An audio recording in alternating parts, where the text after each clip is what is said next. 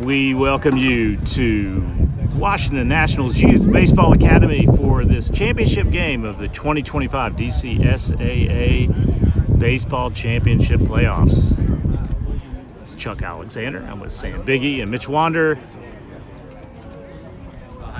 We're standing by as the coaches greet the umpires at home plate. Mike, check. 1, 2. Mike, in this game between Jackson Reed Tigers and the St. Albans Bulldogs. What a day for baseball, and we're so glad you could join us here on Tiger TV Live. We're going to sit back and enjoy the opening of this game. As you can see, St. Albans warming up a little bit out there in right field. Tigers down the left field line here, third base side rather, as they talk with each other pre-game gathering. And we'll be back with you in just a minute as we get this game started here at Nats Youth Baseball Academy.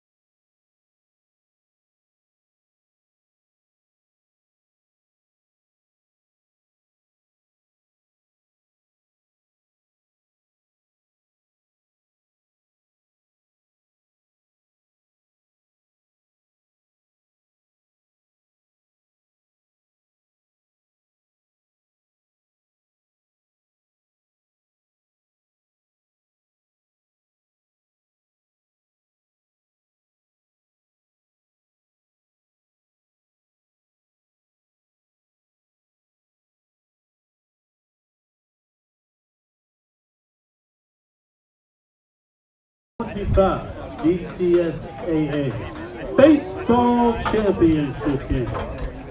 It features the Bulldogs of St. Albans taking on the Tigers of Jackson Reed. We begin by introducing you to our starters. Let's start with the first 10 on the field for the Bulldogs of St. Albans.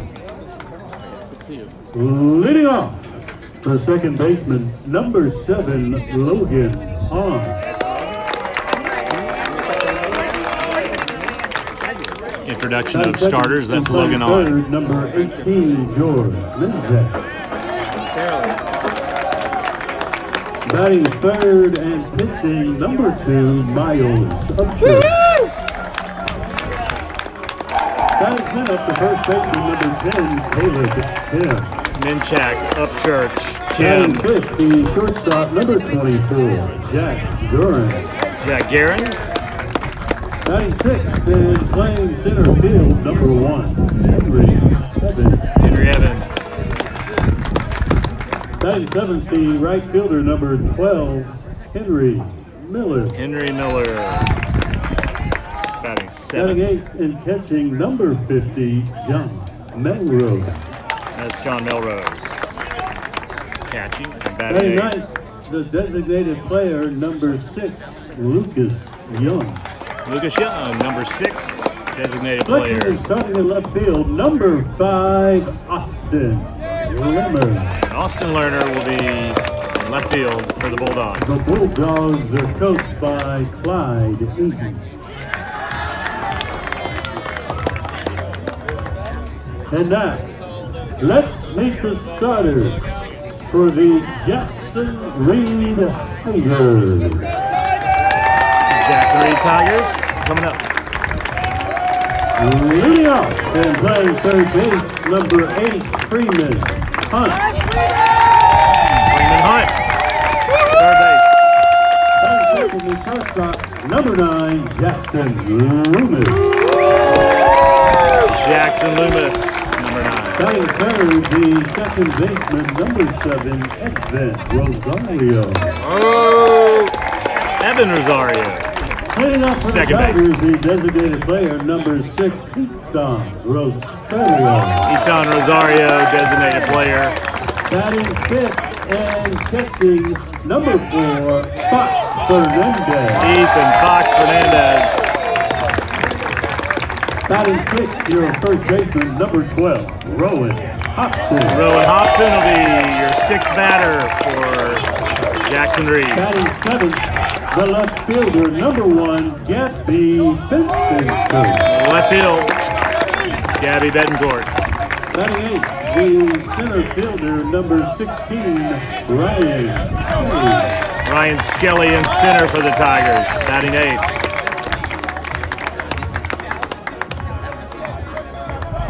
Batting ninth, the right fielder, number 13, Derek Riddick.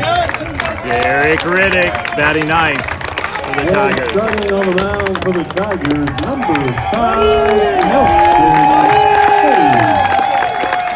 Nelson Hayes, today's pitcher for the Ladies Tigers. and gentlemen, at this time we ask that you all rise and remove your caps as we pause before first pitch to honor America with the playing of our national anthem.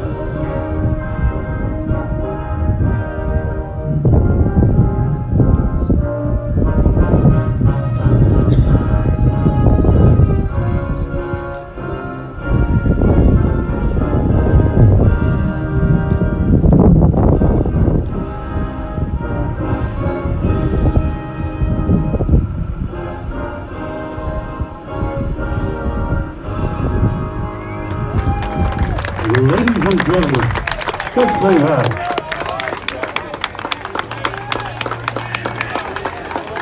Take this seat.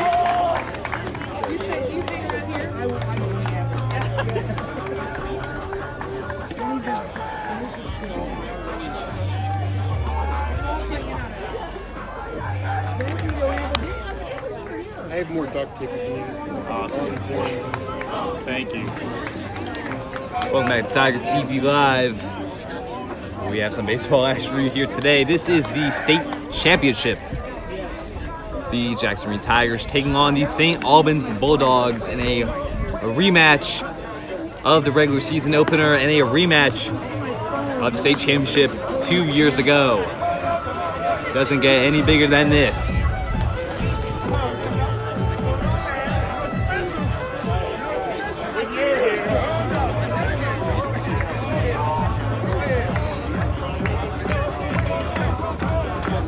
So Chuck, here we are again 1 year later after the Tigers' great triumph in this game last year, going against a formidable foe in the St. Albans Bulldogs. And of course, a lot of these guys out there have plenty of experience here in the state championships. Of course, I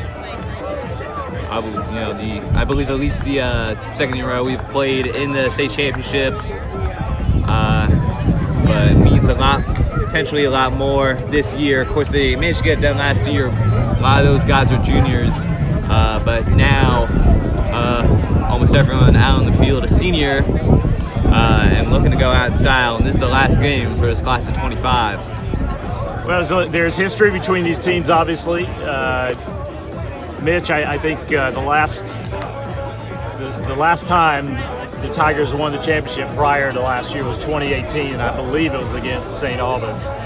So they both have been here before, and this should be a really good matchup this year. St. Albans comes in at 22-14. They beat Murray 6-0 and Gonzaga 4-0 to get to this championship game. Well, Jackson Reed comes in at 29-4. Coach Robbie Mateo, in his first 2 years as head coach of this Tigers team, has now won over 50 games combined. Leading off for the Bulldogs. That's the second base. On the mound, we've got Hayes, 30 and 2/3 inning pitch. This is his 8th start, 9th appearance. 1.37 ERA. He is their ace. And Sam, Tigers beat DC International to get here 12-3, and then Sidwell yesterday in a bit of a thriller 6-4 with Sidwell rushing back later in the game, but able to close it out on a great play by Jackson Loomis in the semis to get here to the finals. And here we go with Nelson Hayes. All it starts here is the state championship. First foul behind. Logan on at the plate for the Bulldogs. Following him will be number 18, George Minjak, and pitcher Miles Upchurch, the third batter. And there's another strike from Hayes. Well, there you go, 2 fastballs. That's what Hayes has. He's got, obviously has a curve and maybe a slider in there, but he will go right at you. Forcing another foul, same spot as the first.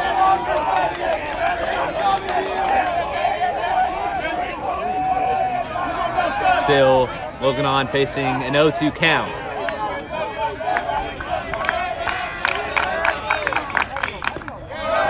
That one's outside.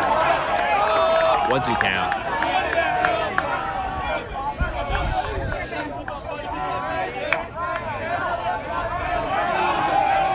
Hayes is one of 2 juniors on the field for the Tigers, with Riddick in right.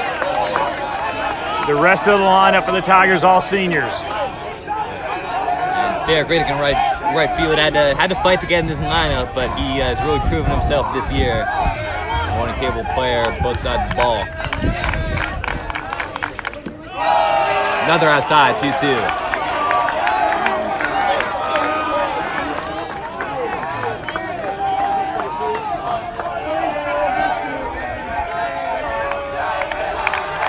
Skelly shedding a little bit to the right, hanging in there against Hayes, and this is what St. Albans wants, right? You want to get Hayes up in that pitch count.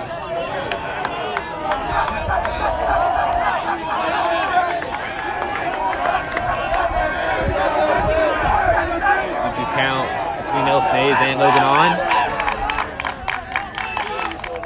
And now got some nice contact over the left. And it's going to fall for potentially double, but On is going to stay at first.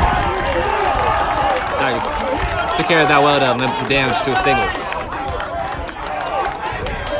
Opportunity for a double play here. For the Bulldogs, the third baseman, number 18, George. It was an 8-pitch at bat.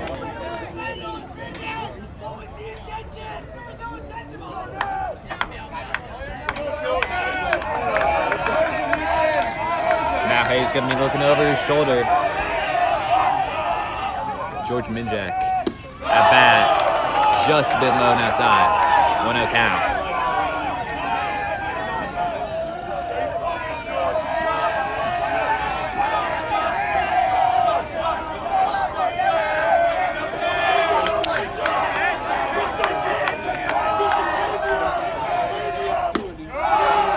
Trying to get On over at first.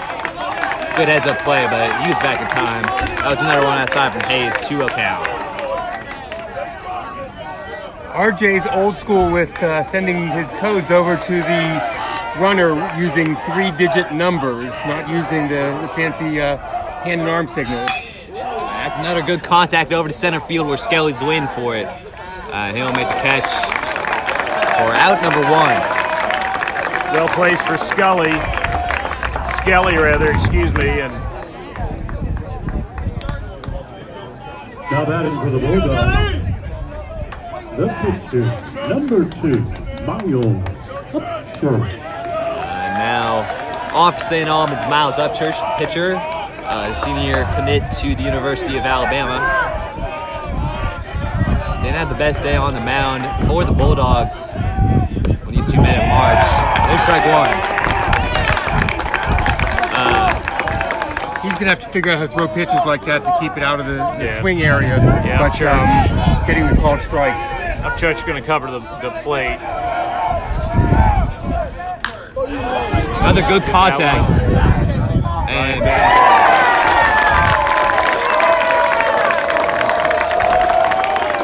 that's now 3 good contacts for the Bulldogs. 2 of them were caught for an out.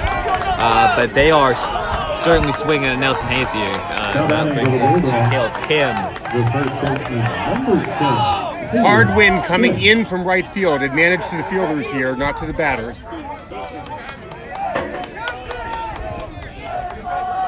Coming in from left field, that is.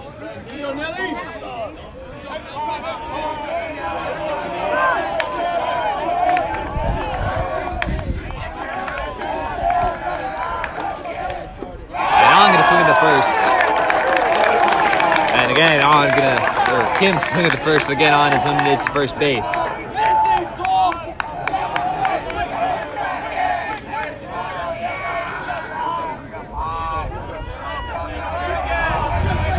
Not much of a lead over there yet. There's another strike. Kind of wonder if we'll see it. 15 pitches, 11 for strikes, pounding the zone. And that is confidently. Hayes all day long. Loves to throw strikes.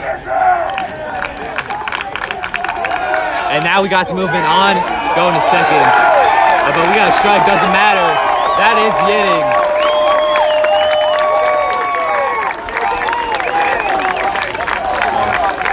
So the Bulldogs got some contact, but all things considered, good inning for the Tigers. Single start off and nothing after that. Strikeout from Hayes to end it. That'll send us down to the bottom of the first. Could be Freeman Hunt first up for the Tigers. Miles Upchurch on the mound for the Bulldogs. I think On's hit might have gotten Hayes excited, right? And just threw so hard. I mean, he's challenging the batters. You know, either you're going to hit a home run or you're going to fly out. Take your pick. So you better swing hard. And we're going to see that from Upchurch, too. He's going to come right at you. Upchurch pitched on Thursday. I think he maybe had 1 in the third. You've had Romlick come in and pitch 6 innings. So he's rested, but we'll see what his stuff is like today. 29 and 2/3 innings on the season. All of them for starts. 10 starts, none in relief. Sitting at a 2.36 ERA. So both pitchers pretty much starters exclusively. Hayes had that one relief appearance. Of course, appeared as relief in this game last year. From a bit of a bad start by Casey Edwards on the mound. Nelson Hayes came in, pitched most of the game, and pitched very well. Of course, just a sophomore then. Now, a lot of stuff happened to him last year. Committed pretty much the earliest opportunity to Georgetown University all the way back in September. Saying let's set it up for folks. Melrose is behind the plate. That's Upchurch, as we mentioned, on the mound. You have Jack over at left and Guerin at short, and then at second base that's on with Kim at first.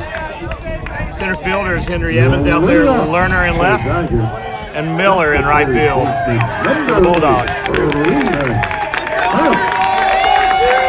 And here comes DCSAA Player of the Year, Freeman Hunt.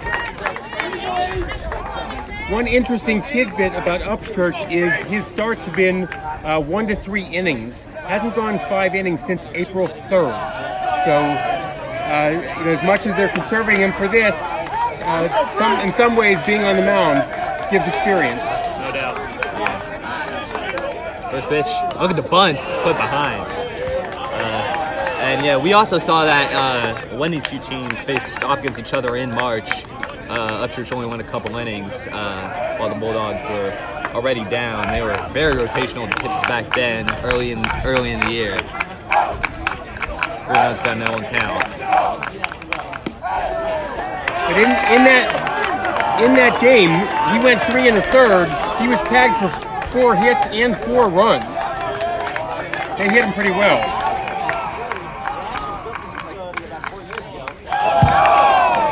That one's well away from the catcher, Melrose.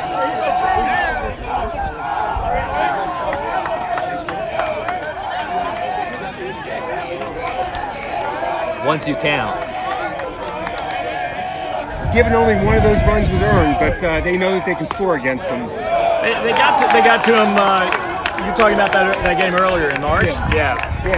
They really shook him up then, and granted it's early in the season, so he's trying to find his way a little bit. But I think it was huge for them. That's a good pitch. But as we saw yesterday, unearned runs still win you a game. Absolutely. This is single elimination here. No doubt. You don't care how you get them. Yep. Well, that might be why you saw a bunt attempt the very first pitch, right? That's Coach Mateo's philosophy: is get guys on base.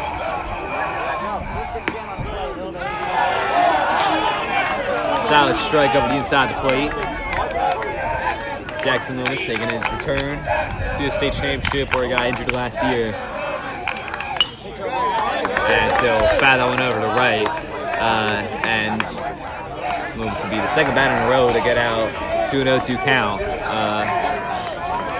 But if the Tigers can ramp up the pitch count for Upchurch, that could really work in their favor.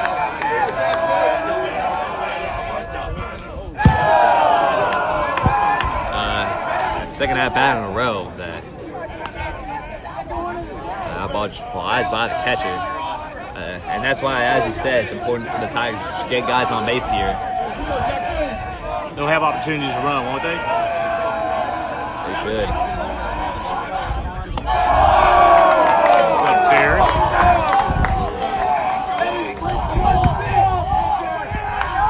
Trying to put a little bit extra on it and just hasn't found that groove yet.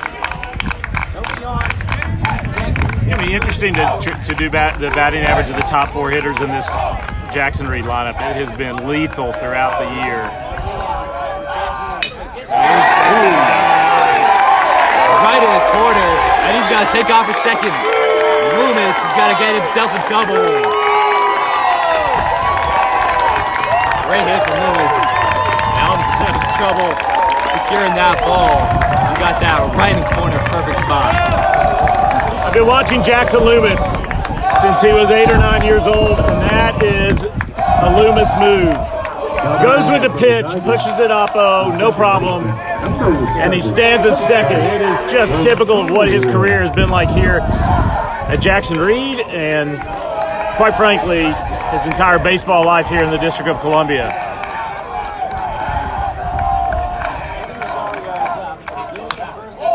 Yesterday we saw both the pitchers working the outside, and these batters got to know that, figure out what you're going to do with an outside pitch, and Loomis did that. Okay, I'll hit it in the right field corner. Game on. These guys, especially at the top of the lineup, know how to put a ball in play. Here's Evan Rosario at the plate, Shepherd University commit. Will watch that go by for a strike.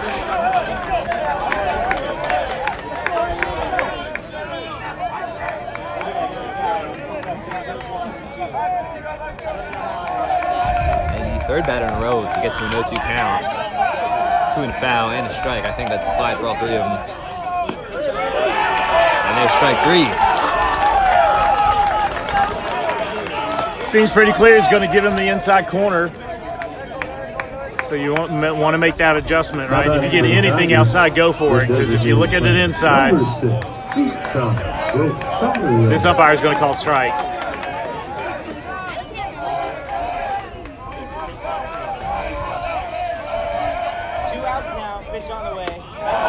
That one's well. Loomis is going to go. And he's going to comfort and get in the third. Was rolling down the third baseline. And if Mero was able to get earlier, could have been trouble, but just kept getting away from him. And now the Tigers are in business with a guy on third, still facing 2 outs. Loomis had a pretty good little jump there. His head's always in it.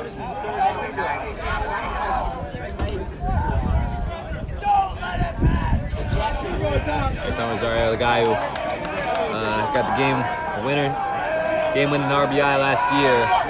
He can put someone in play. Tigers could have the lead. 1-0 count. Upstairs. It was scored as a wild pitch.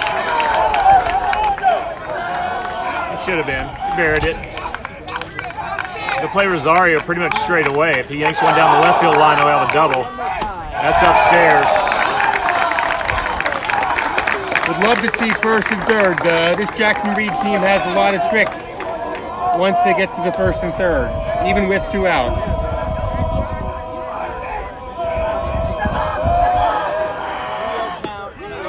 That one's right over, 3-1. My assumption is we're going to see somebody tries to jam him up again. Ooh, we got him. Yeah, just inside.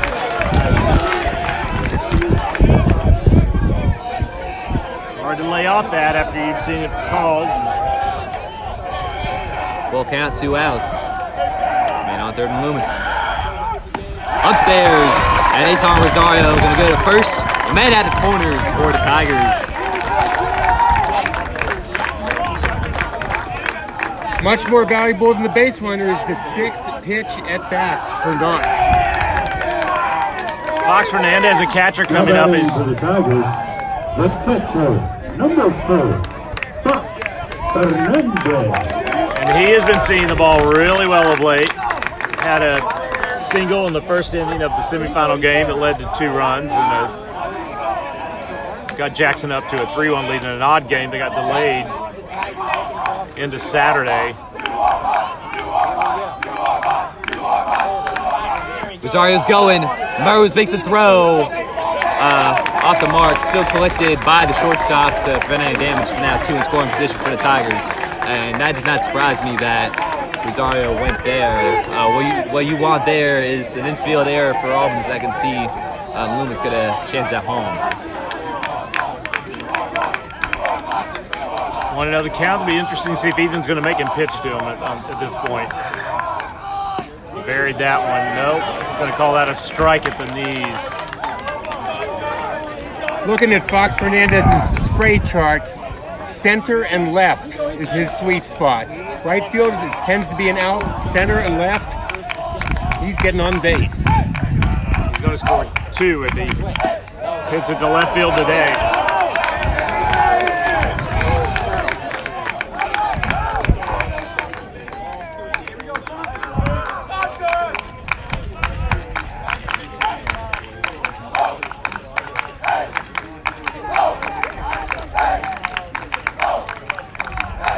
Moving in the interior, but Fox Fernandez is gonna miss on it. I wonder if Ethan Matthews gotten a little bit distracted by Guerin there, who's moving in quickly in second. We're going to have to focus in because Upchurch is going to throw it hard here. 2-2. See if he tries to drive it inside on him. Yes, he will. And the Tigers going to strand 2 in scoring position, but promising half inning for the Tigers. That will send us to the second. Still scoreless here at Nats Academy in the state championship. Bottom of the first, no runs, a hit, no errors. 2 left on base. We move to the top of the second inning. Your score: St. Albans nothing. Jackson Reed nothing. Game on, fellas. Exciting first inning of play. About what we expected from 2 teams that have battled to get here.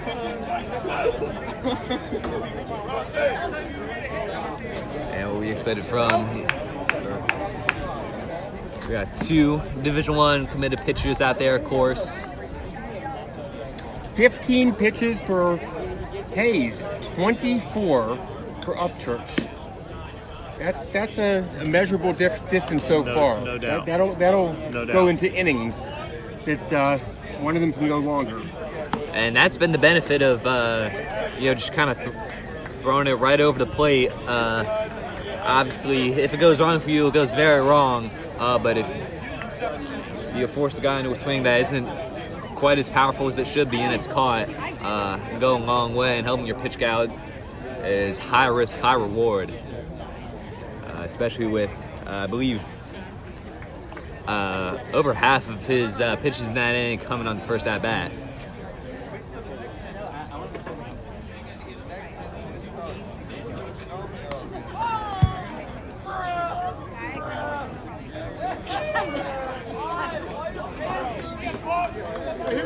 Trying to find average pitches per game. We'll see if we got any advanced stats on that for Upchurch.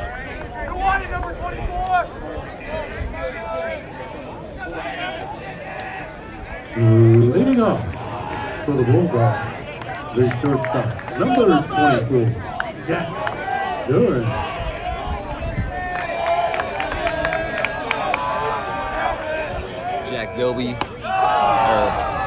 Jack Guerin at the plate for St. Albans. Taking ball 1. And it's going to foul it off to the right.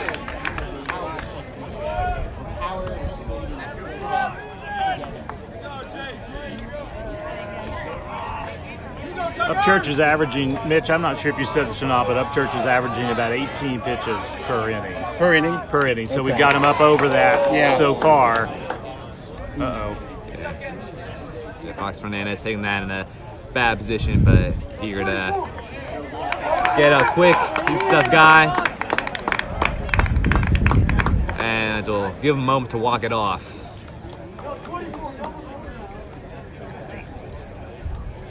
Back when I was in Little League, they would check us for the stitch marks from the ball to see how tough we were.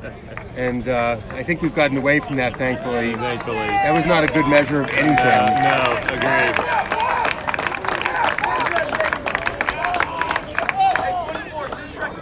I think the word concussion hadn't been invented yet either.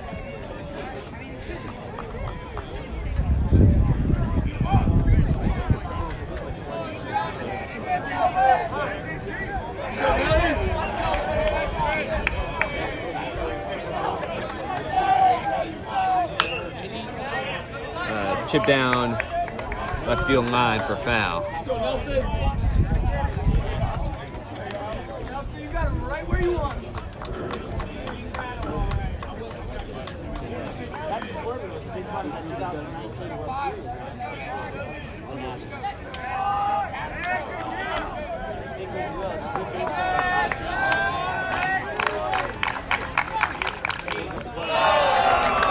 Low bite on that.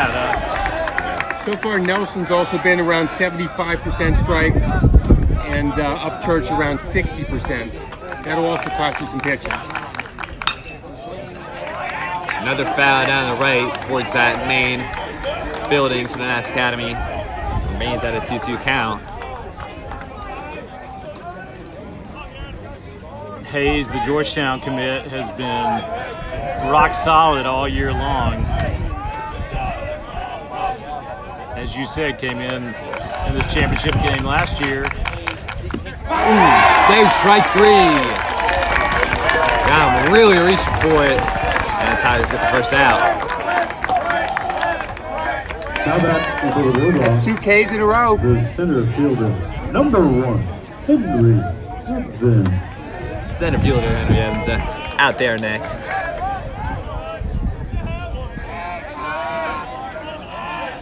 They'll play him straight up as well. And he's going to get that one past Hobson. Brought in. And there's that too.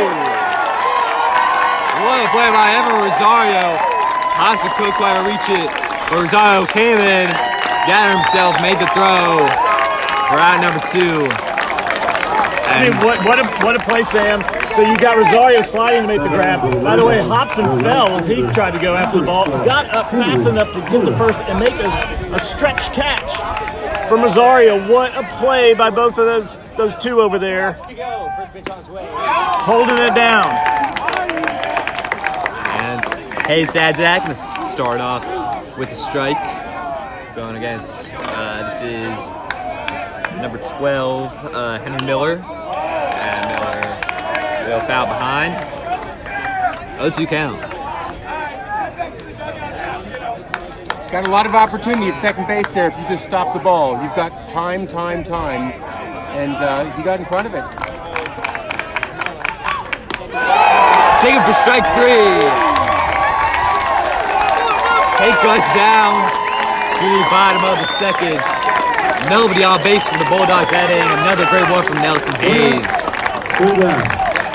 I do love the umpire with, he verbally says strike right away, but then the motion is a little bit afterwards, and by that point most of the Tigers were off the field. They knew that was a strike.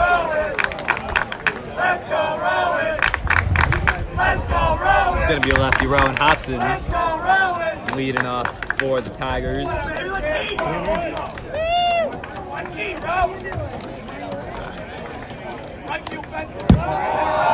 15-pitch first inning, 12-pitch second inning for Hayes. Going in the right direction there. And he is fired up.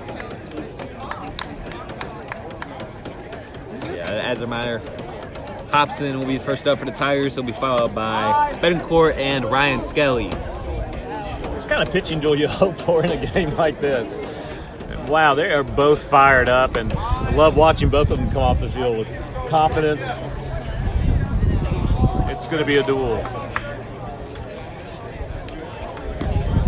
St. Albans, of course, yesterday shutting out the Gonzaga Eagles, who were the favorites in that game as a 2 seed, the Bulldogs the 3.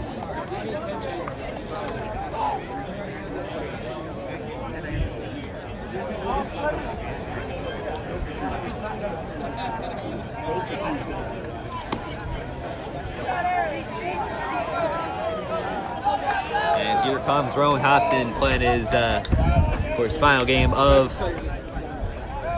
high school baseball, as with, of course, the majority of the starting lineup.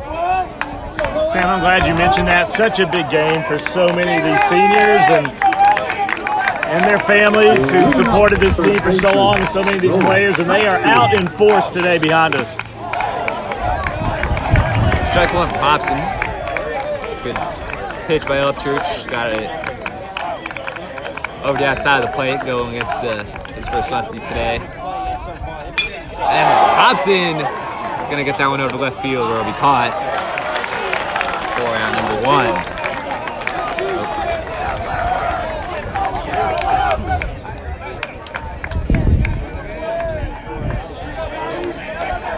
Now down the left fielder, number 1, Gatsby Pitcher.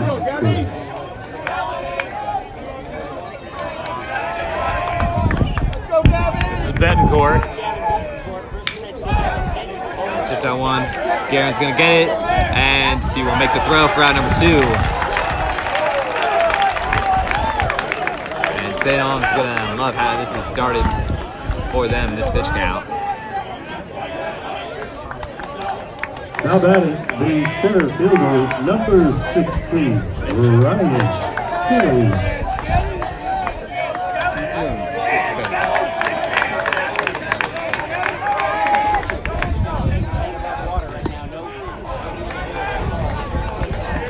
Absolute bullet. That one from Upchurch.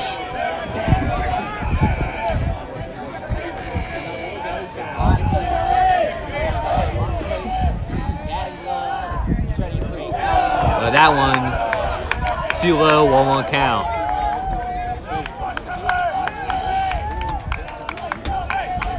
Skelly in center today. There yesterday as well. And that one headed for right field where it's caught. Very quick inning. Sent us to the top of the 3rd. And Upchurch getting his pitch count back on track. Safe to say.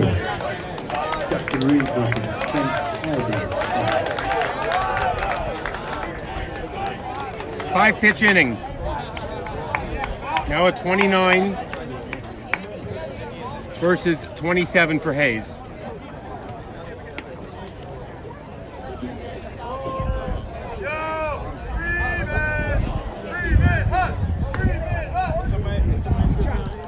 Both of them sitting on pitch counts that could lead to a complete game.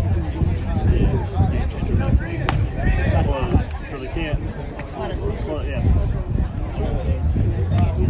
You know, you're looking at 15 pitch innings, and either pitcher could easily go complete game. Trying to find the numbers on the earlier in the season. They played on the 11th of March. And in that game, Upchurch went 3 1/3, gave up 5 hits and 4 runs with 4 strikeouts. And Mitch, I'm not sure if you mentioned this or not, he pitched 61 pitches in that game. Leading off for the Bulldogs, the catcher, number 14. But that's early in the season, so come a long way, and what a fast baseball season it's been.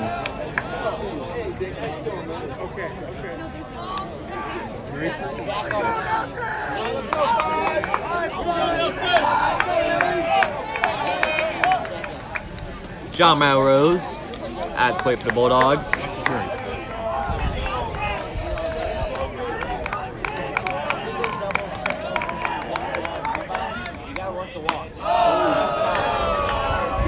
Inside for ball 1.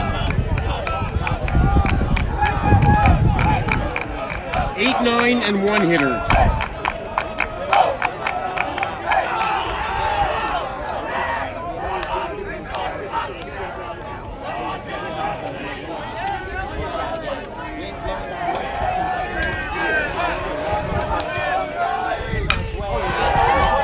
And another great stop by Rosario, but not able to bring it under wraps this time. I don't think he ever didn't have much of a chance to stop Melrose from getting over to first.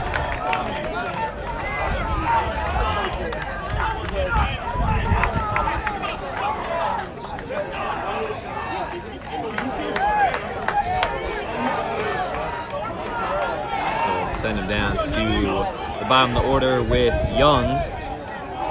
That's Lucas Young. Pinch runner in for Melrose, who's the catcher. I'm not sure who that is over at first.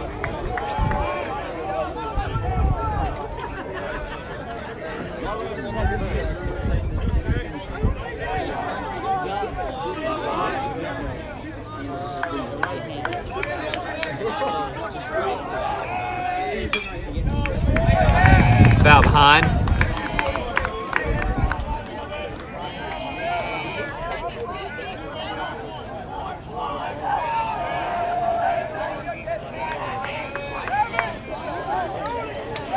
think that might maybe be Dylan Sanchez for St. Albans over there first as the pinch runner.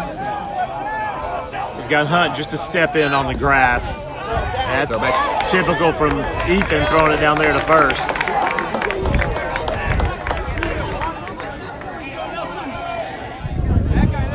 0-2 count. And this infield be prepared for some action. Imagine Hunt was thinking bunt. Now he's backed up at 0-2. There's the run much out of the glove of Euthonox Fernandez and St. Albans. And with the furthest they got a runner all day to seconds.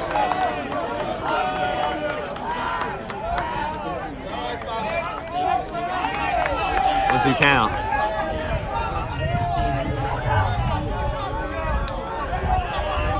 No runs here. It looks like they're going to allow, if that is Sanchez, to do his thing down there at the lead. There's that number one. Another K for Nelson Hayes to send us back to the top of the lineup with number 7, Logan Hahn. That's a 4th strikeout for Hayes. In 6 batters.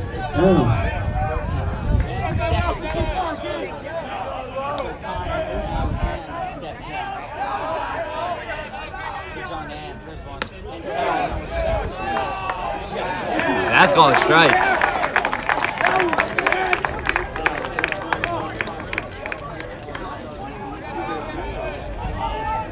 In stark contrast to yesterday, we're not going to see the kind of ball movement that we saw out of Xander Lexus from Nelson Hayes. He really will just go right at it. Like that. Derek Riddick backing up for it. And he'll end the inning, making the catch. Or actually, no, not in the inning. That was out. Out 2. My apologies. And St. Albans going to go over to 3rd, actually. Sanchez.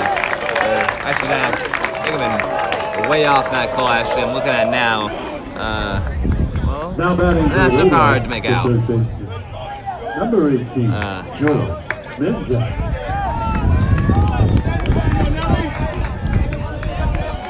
Tigers just been still doing the best they could.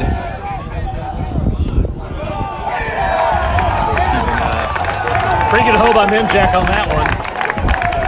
Great pitch. Great first pitch from Nelson. Jerry O'Connell was in at 3rd, in fact. And Minjak with a golden opportunity for St. Albans. Flipped up. With a foul. That's where he wants to be. 0-2. See where Fox Fernandez sets up on this one.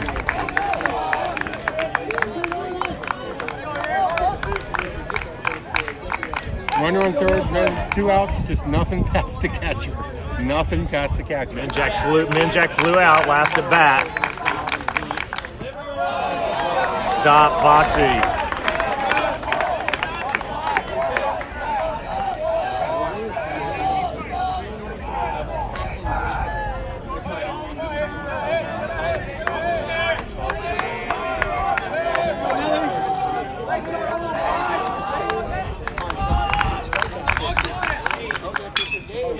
Over the plate, and Loomis needs to make the throw to first. Robson to end the inning. Run at the plate will not count. Remains 0-0.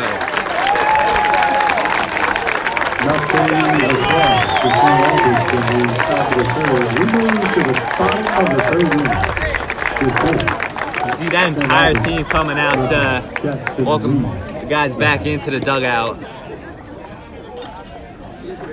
Of course, this teams last together, and they're all about unity at this stage.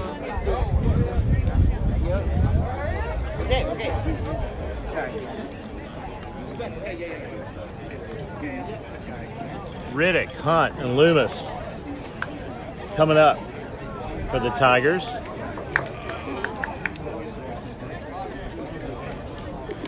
Saw Derek Riddick yesterday with a couple of really solid at-bats, the junior in this lineup.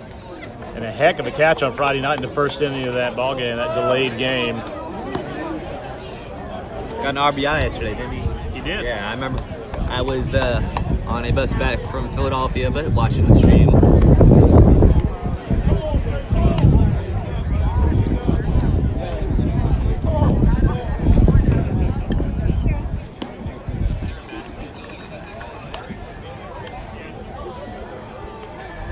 As we said, a beautiful day for baseball, probably 78, 79 degrees here at Washington Nationals Youth Academy Baseball, Youth Baseball Academy, where the championship has been played for many years now. Great facility. The Nationals have done a lot for baseball in this city, obviously, and that goes all the way down to the youth ranks, where they continue to support players and coaches and teams. Here comes Riddick.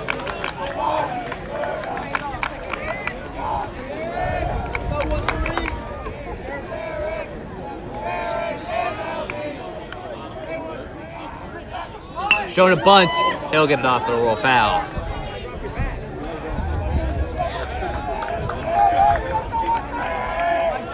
Derek, you got this, buddy.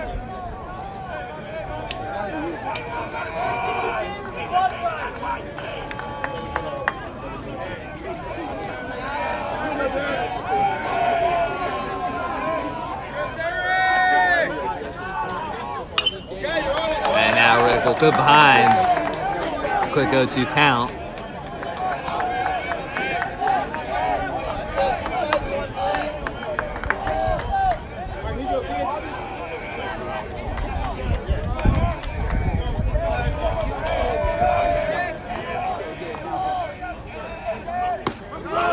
That's right down the middle for the first out.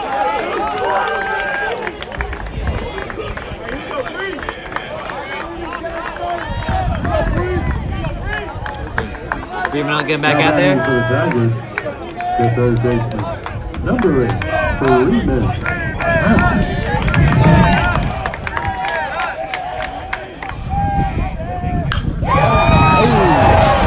They were right at that third baseman for out 2.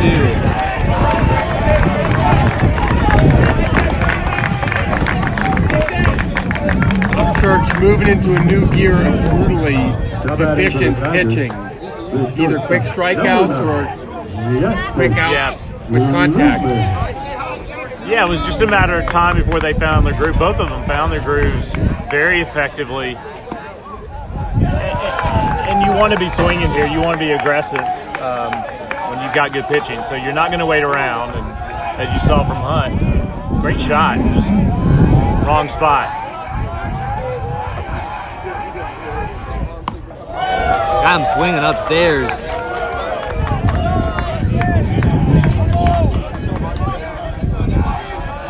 The rising fastball.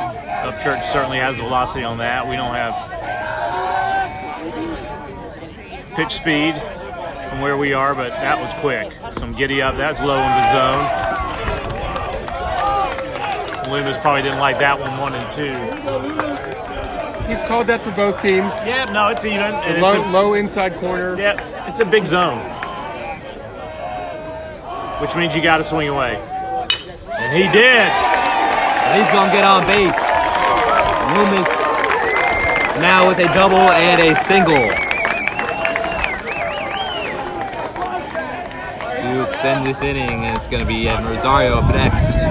2 for 2 now for Loomis. Now batting for the Tigers, the second baseman, number 7, Rosario. What you want, top of this lineup, puts the ball on the bat. Rosario caught looking in the first. There's strike 1.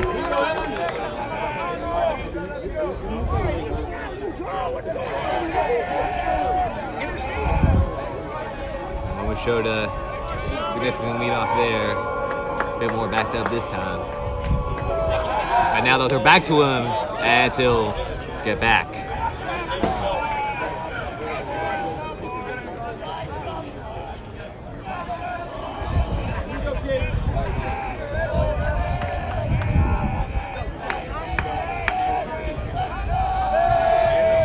Loomis is cautious at first.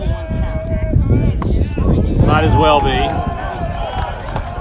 Not many base runners, No. and it's really No. just spinning the dice the wrong way. Well, especially with the Rosario brothers right behind you, they will move you along. All on their own. He's out.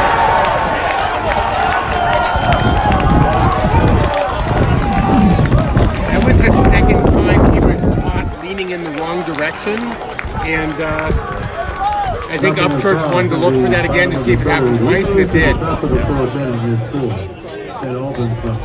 This game flying by. We are already to the 4th inning of this one. It's going to be St. Albans batting. Here we go, defense!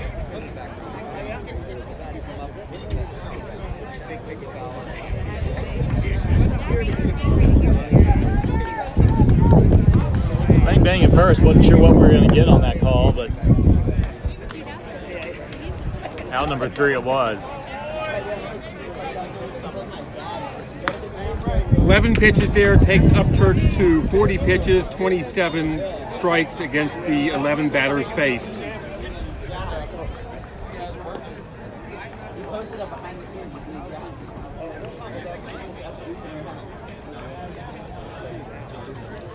Hayes sitting at 39, 30 strikes, 11 batters faced. Upchurch, Kim, and Guerin coming for the Bulldogs.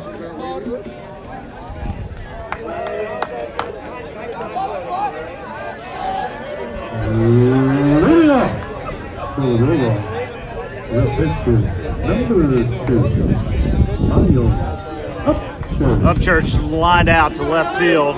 Betancourt out there. His last at bat.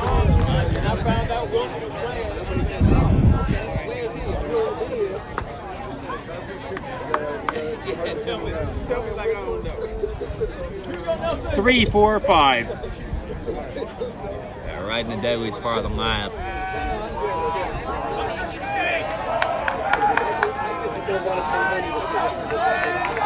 Yeah, this is the 4th inning here at the state championship. Ooh! That left the mark. Upchurch having to lean back for it.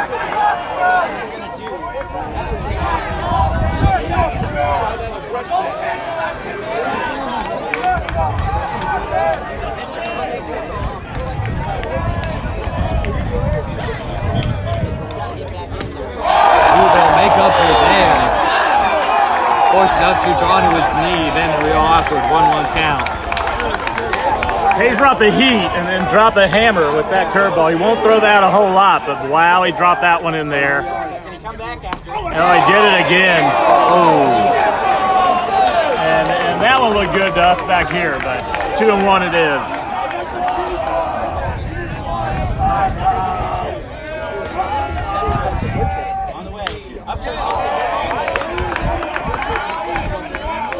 Foul to the building. 2-2 count.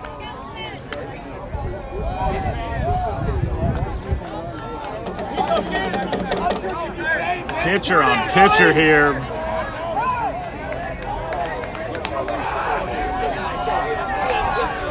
Skelly played straight away. Bounce that one.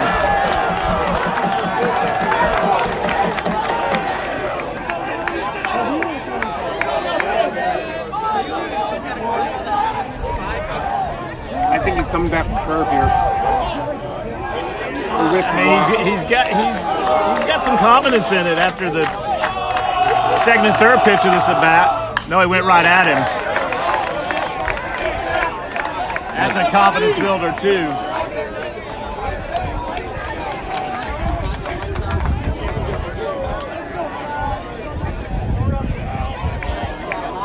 Not a bad thing to keep the opposing pitcher at the plate for a little while too. Try to wear him down.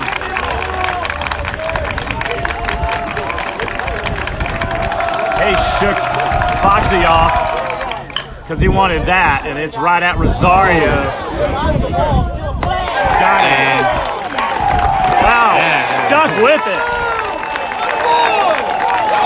Great play. I got to tell you, there is no equation in the world that'll get me to have my starting pitcher sliding into first base to try to pull out a single. That's exactly what he did for those who couldn't see it at home. Hopefully you can. And yeah, ball's been come to Evan Rosario a lot, and him and Hobson have still been on top of their game in terms of those adjustments. Got a good out, of course, in the first inning. Well, and imagine how hard that ball was coming at it. And Upchurch is big and strong and swung away hard. That's going to Over to Bencourt. right at Bencourt. 2 away.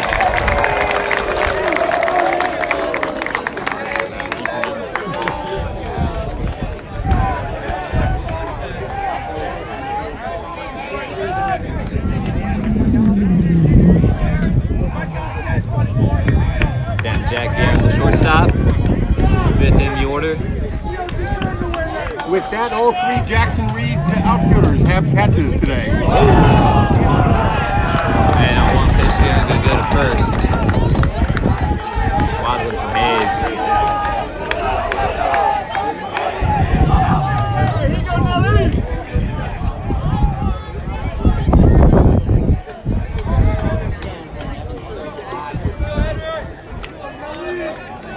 Hayes is pumped. No doubt about it.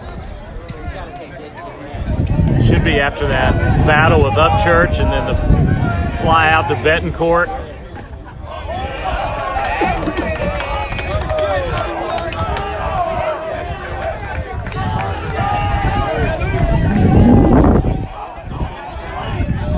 This is where Fox Hernandez comes in big, trying to make sure Hayes is under control. Boy, he was with that pitch.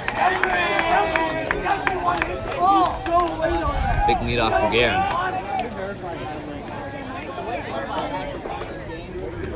With so few hits, you're facing the top of the order 3 times in 7 innings. And he's worked his way through it twice, no problem at all.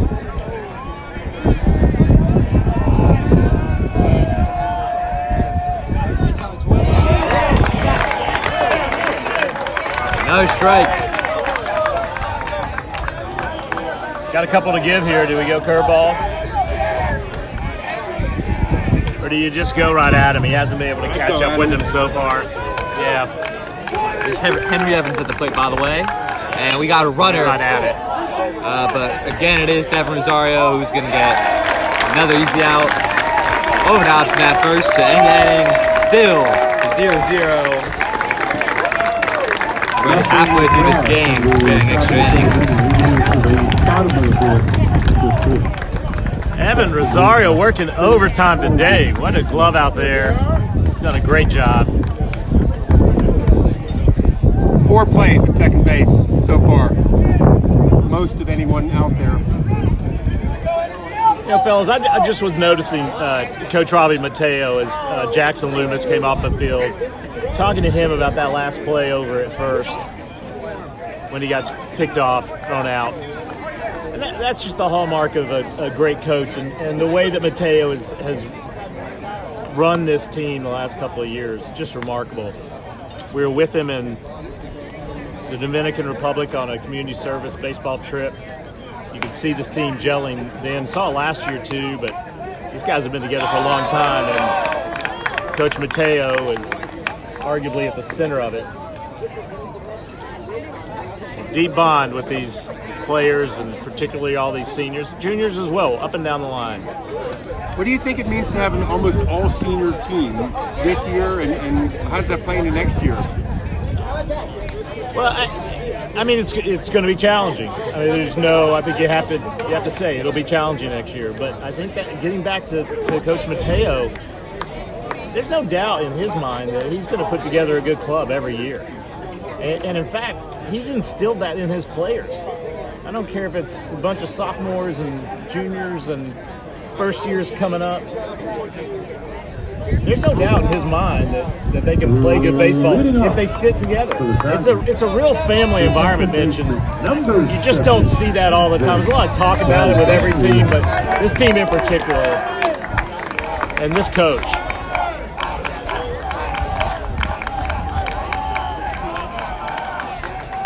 Evan Rosario, who's already a very busy day for himself at second base. Gonna lead off this fourth inning.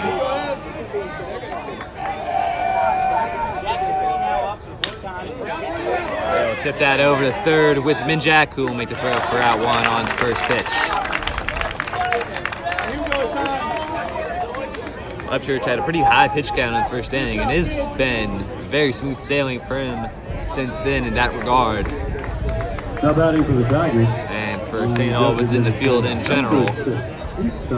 Rosario.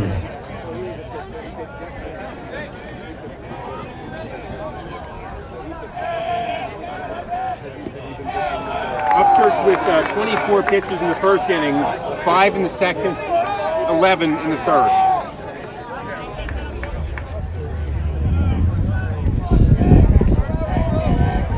Bulldogs coaching staff loves those numbers.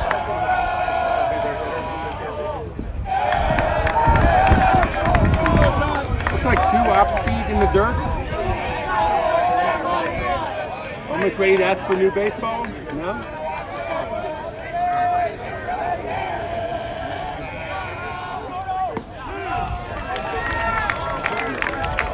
That was a sinker that Eitan Rosario could only watch. 2-1 count. Walked in his first at bat. Foul off to the right. Really, a lot of these big contacts for both the Tigers and the Bulldogs have been off to that right side. All hitters late on this great pitching we're seeing, right?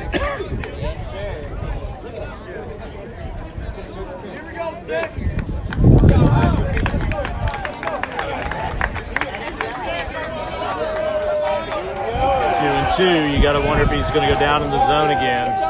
Just took a little off.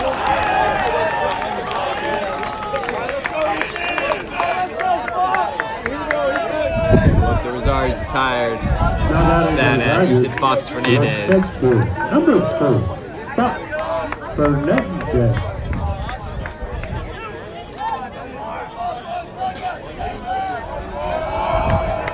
Upchurch put the first 2 in the dirt, but he cleaned it up quick. Fox showing a bunt off to the left. Foul.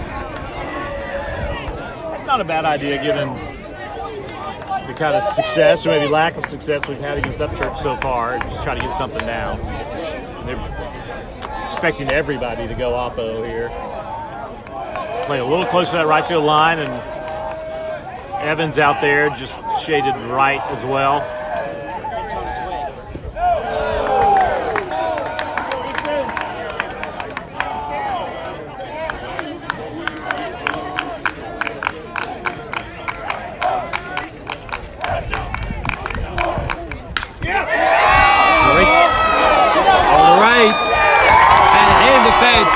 Fox Fernandez is going to take off his second, and he'll slide in for a double. What a hit by Fox Fernandez. Right in the corner as well.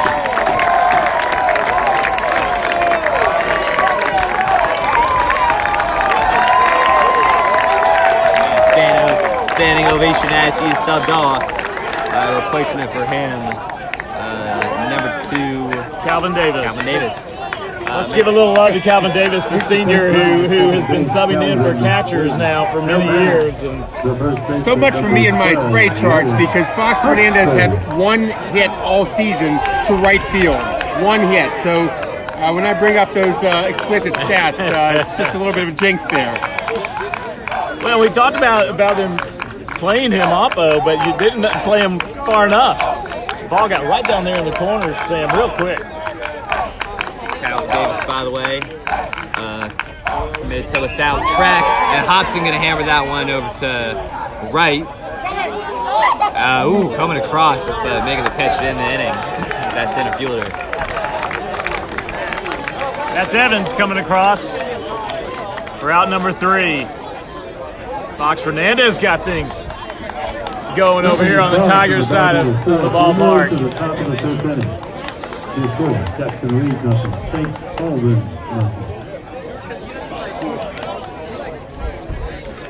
Well, we've done this before. Let's do it again and talk a little bit about where these players are headed next year. Gabe Betancourt is headed to Montgomery College to play baseball. Ethan Fox Fernandez out to Vassar. Nelson Hayes, we mentioned, is a Georgetown commit. He's a junior. Eton and Evan Rosario headed to Shepherd University. Freeman Hunt is going to play at Dickinson. Loomis at Denison. Xander Lexus, who had a sterling performance yesterday, will join Hunt at Dickinson. And then Simon Corbin, the senior, play at McAllister next year. I think you missed out on Owen Stone's commit to Emory. Stone to Emory, that's right.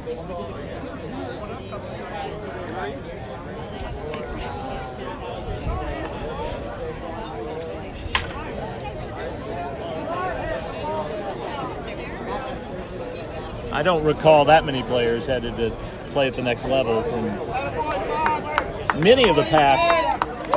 Jackson Reed, Wilson Tigers teams. Speaking of Owen Stone, we may see him a little bit later if needed. He's played well for the Tigers this year as well.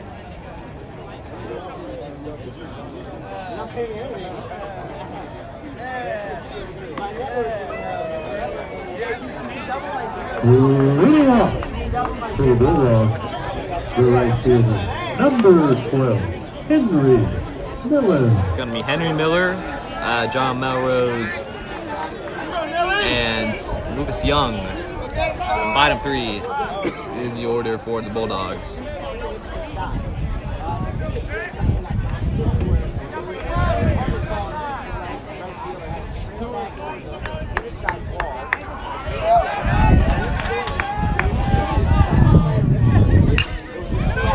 Over to Hobson, and he'll bring it in. We're out one on the first pitch.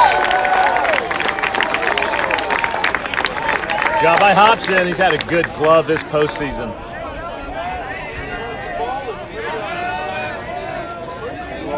Now batting for the Bulldogs, this catcher, number 14, John Melrose. Standing in is Melrose. One out. Here we go, Billy.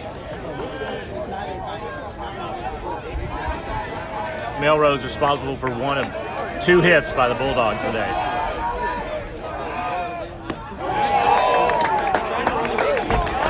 Strike one, falling into place.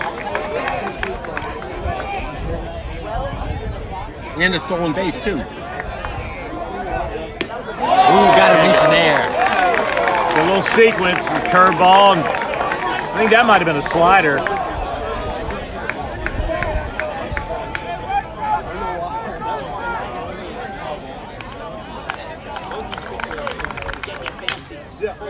Oh, right back in beyond Tays, and it's going to be a second hit for Melrose. Just too far for Rosario to have a chance at just a perfectly placed hit by Melrose, and now he's going to check out. That is Jerry O'Connell, by the way, the pinch runner.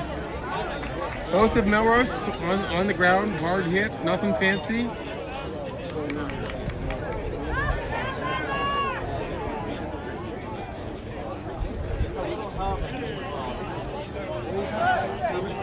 Each team's got 3 hits and 3 runners left on base.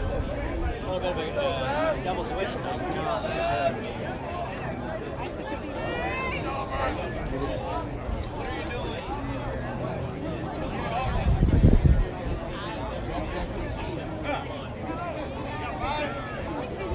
Austin Leamer, I believe, for the Bulldogs.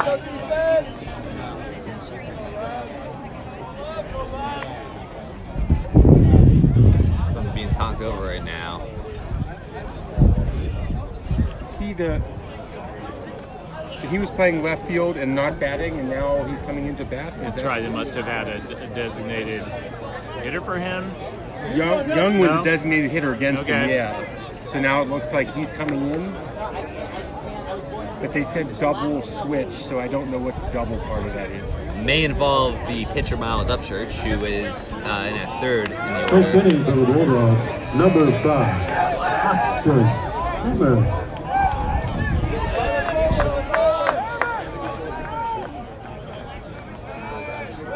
Yeah, Austin Lamer.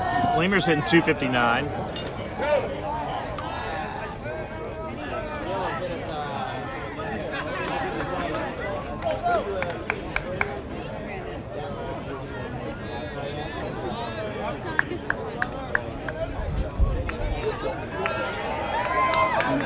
Interesting when you take out the designated hitter and put the player in who's hitting 4.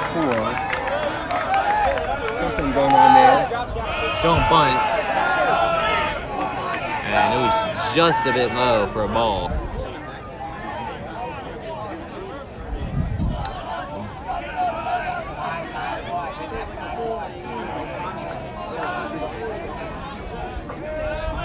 Got to wonder if R.J. Johnson wants to get him moving here. And those numbers, I don't think, have much to do with our base runner, more to do with that bunt attempt.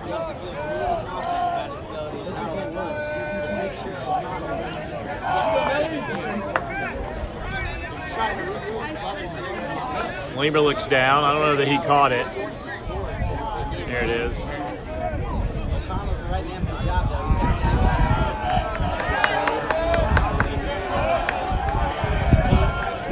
Shoulder at O'Connell, who had the steal earlier. Bunt shown. Opportunity to catch it. Freeman will do just that. Out number 2, Freeman Hunt. Coming over, good communication between him and Hayes. He was trying to make a quick throw over to Hobson at first, but O'Connell did not budge. Possibly brought him in for the sole purpose of that bunt, and that bunt was a moonshot. And you feel it for young players who can't complete that, but that's popped up. Riddick over for it, might go foul. That it will.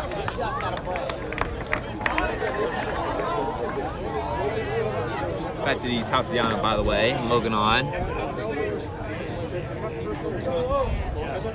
It's good communication on that pop up too. Hayes easily could have taken it. Hunt came flying in and said, "No, thank you, I've got it." Looked at first, and no chance over there. 0-1 count. 4 on. And now Kyle's going. Fox makes a throw. What a shot! By a mile. He's out.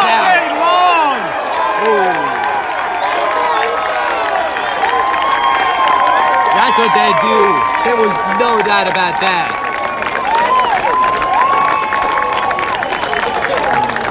Fox knew, Loomis knew, everyone knew what to do, and they knew what the result would be. That sends us to the bottom of the 5th.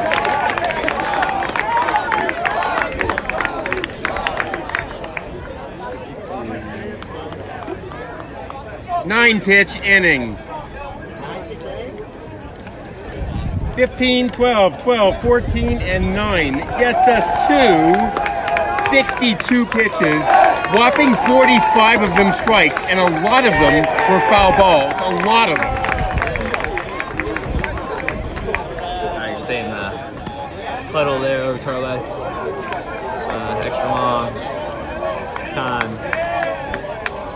This game really has flown by, still 0-0.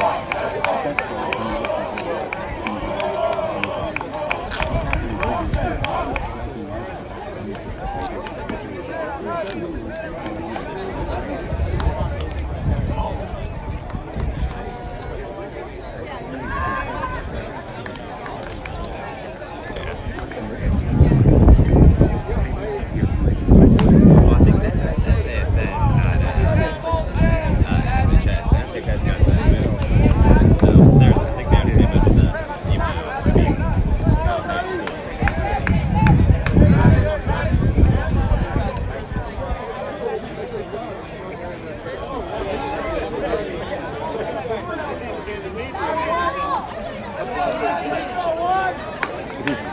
Went from a runner on first with 1 out to a pop-up bunt, and a pickoff. Or caught stealing. That's just what you want for your pitcher, right? Betancourt fouls behind. 7, 8, 9, top. It might have been Fox Fernandez's best throw of the year. I mean, he's been solid all year and does that all the time. But got up and out really quickly, and Loomis had all day waiting. I think for Betancourt looked to be a strike, but 1-1, we'll take it. And that one as well, near but just slightly upstairs. 2-1 count.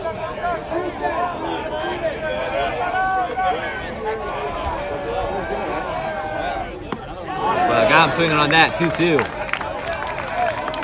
Betancourt was injured for much of the season, but made his return to the starting lineup here for the Tigers.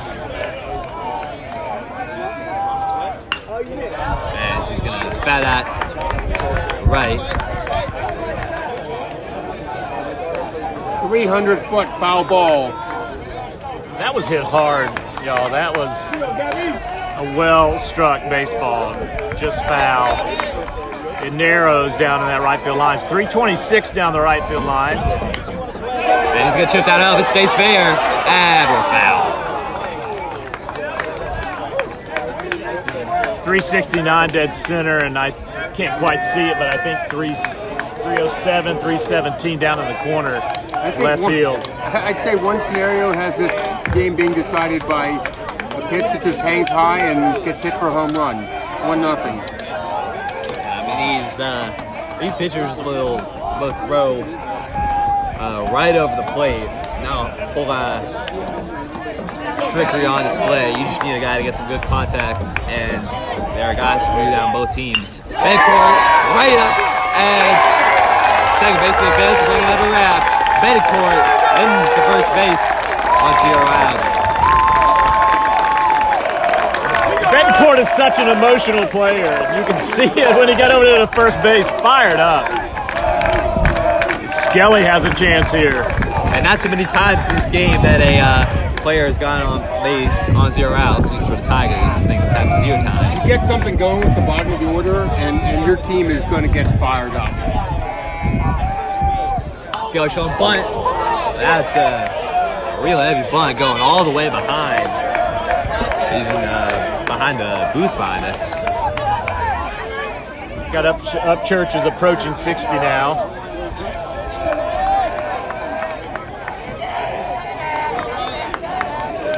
See if he bears down a little bit. There's a threat now on the base paths. Not many of those today. Then he shows bunt as Betancourt is back into first. There was a leadoff from Loomis earlier that cost the Tigers. He wasn't able to get back in time. So Tigers will have to be a bit more worried about that now. 9 stolen bases, successful in all attempts this season. Another one bunted all the way back, hitting the roof of the booth.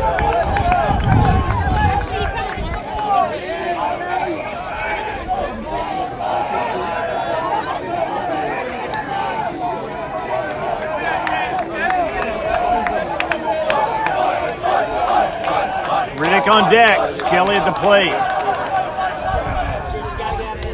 That one's up top. Betancourt's going. I think he can just walk into second. Blew over the glove of Melrose, the catcher.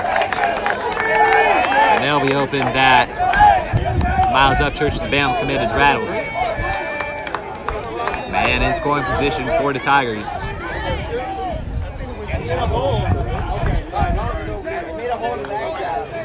That one actually flew into the SASN TV desk. They're saying it made a hole in the backstop. I'm looking at it now. Yeah, it definitely did. That's the kind of arm that Upchurch has on this. There's lucky no one was sitting up there. Ryan with an opportunity now to get an RBI here.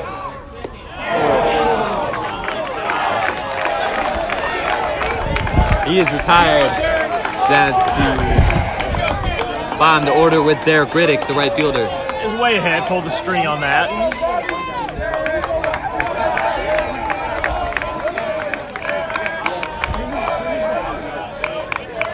Tigers going to start getting excited if Riddick can get on base. Shown bunt, pulled away, off for ball one.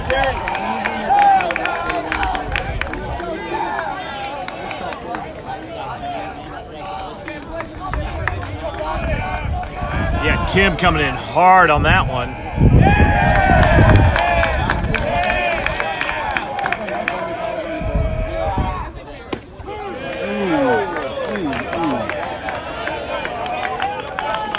Right at the knees again. That's been consistently called right there, so you're gonna have to swing away at that. That's the hook it to right field pitch right there.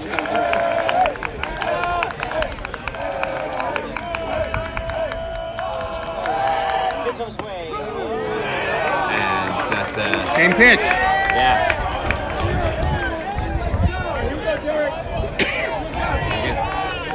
You guys should know by now, you gotta swing at a low ball like that one. What's your count for Derek Riddick?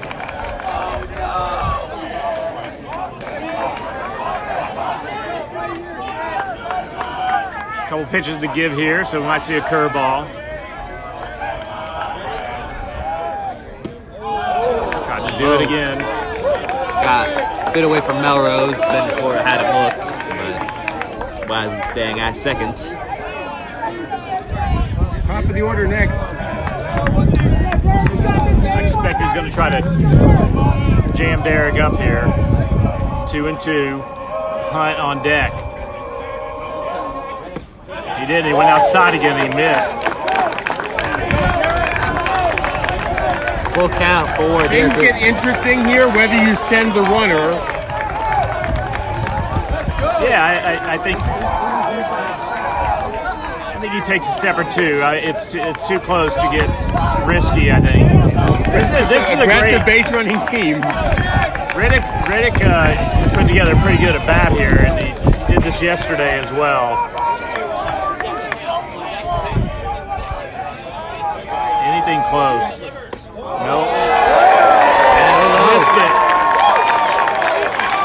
They're on 1 and 2. Back to the top of the order. I'm not sure why they didn't just go straight up fastball on that. I think they thought he'd either bite or he'd just get that spot again, but he just missed it.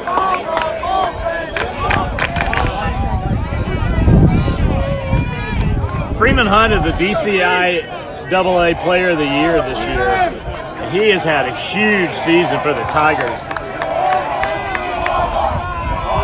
As we mentioned earlier, he'll be a Dickinson next year. One side's in, Alexis.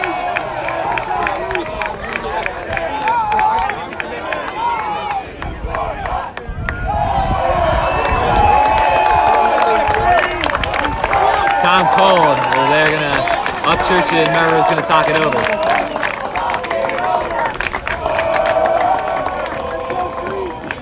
Tigers have their best opportunity here with runners at first and second. And there is speed on the base paths, we should say. Betancourt has wheels, Riddick too. Riddick was at the New Balance Nationals for indoor track a couple months ago. So we got some speedy guys out there. Shown bunt. Yeah.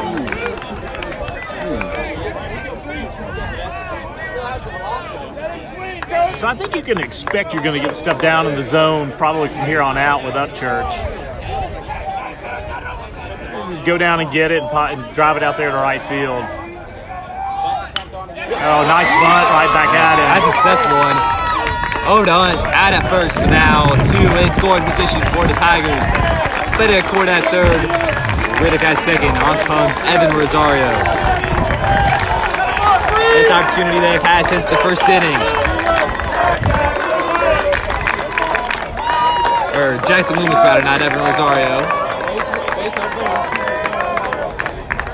And Loomis can get some redemption here, as you may recall, had a terrible knee injury in this game last year in the state championship.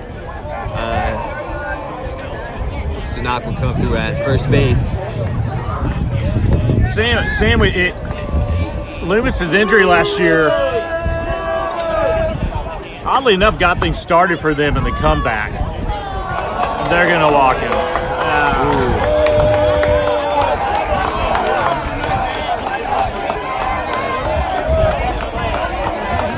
Not surprising on the intentional walk. He's got a .452 batting average with runners in scoring position. That's a coin flip.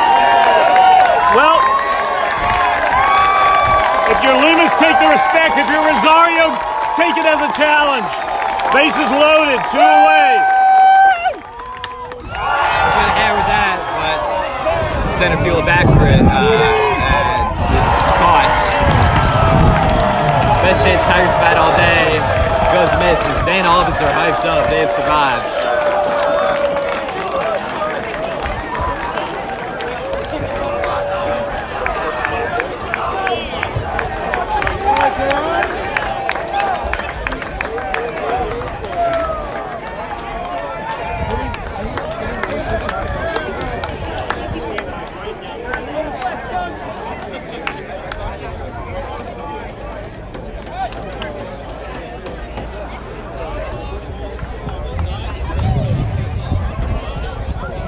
To the 6th inning we go.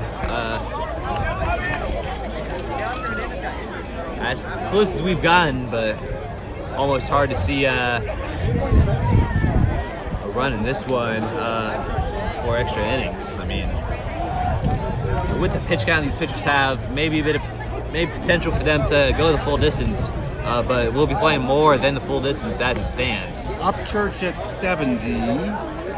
Hayes at 62.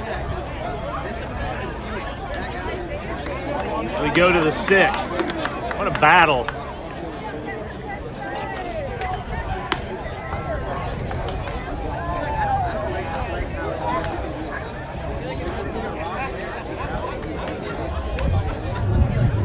Little more pressure on Jackson Reed with the top of the order coming up for St. Albans. Jackson Reed will be at the 4 hitter going into the 6th. And they're going to have to get some base runners to get back to the top between the 6th and the 7th.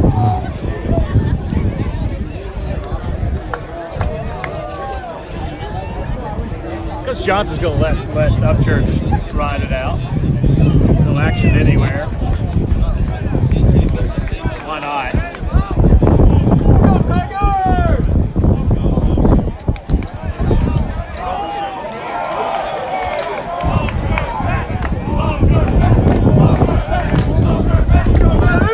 Start at the top of the order with Logan on.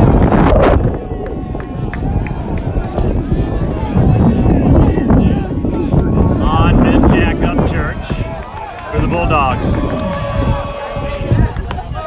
A great pitch. Right at him, up in the zone.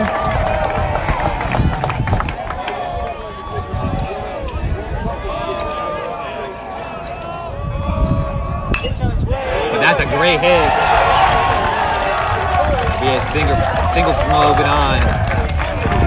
Skelly collects it, but great contact on that. I think that's on second hit of the day. And that's where St. Albans have been killing the Tigers today, is that right up the middle, but over the right side of second base.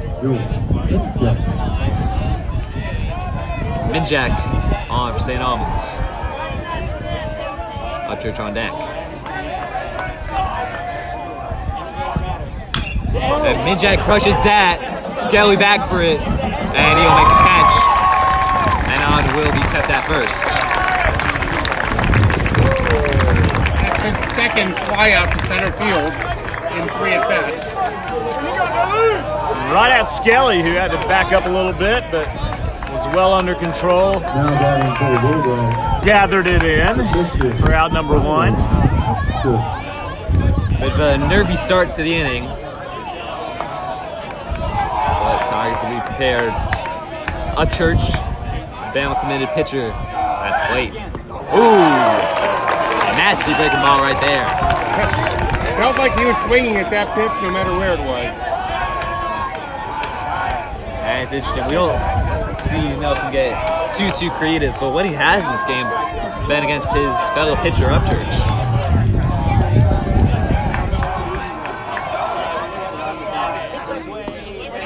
And that one just a bit low.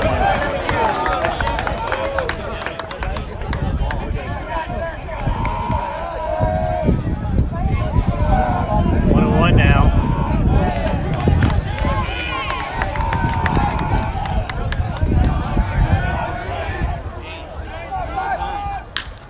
And Upchurch crushes that. Riddick back for it, but that one might be gone. It is. 2-run home run. Albans lead.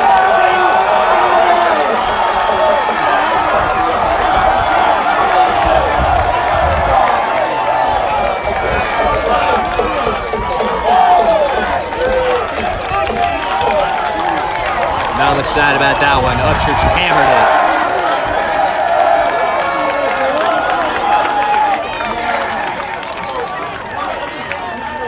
And with how defensive and how pitching this game has been, I think St. Albans are going to be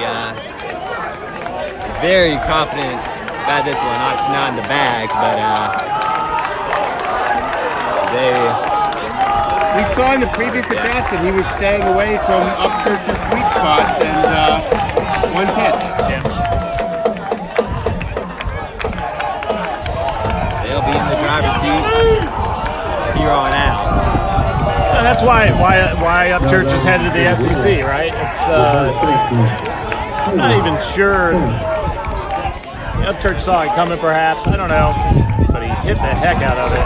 Riddick gave chase. Just a few feet over the fence. A few.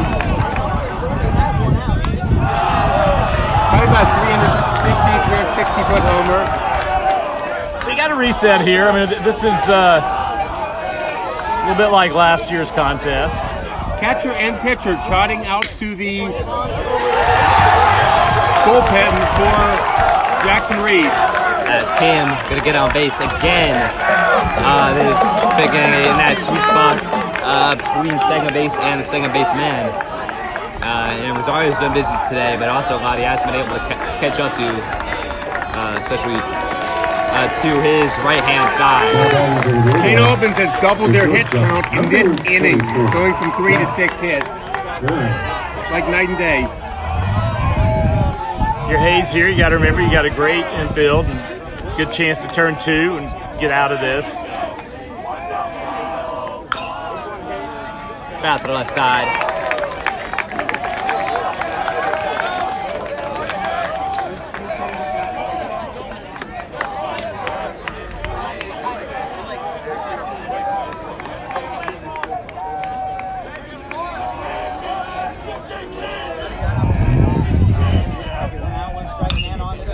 Another foul.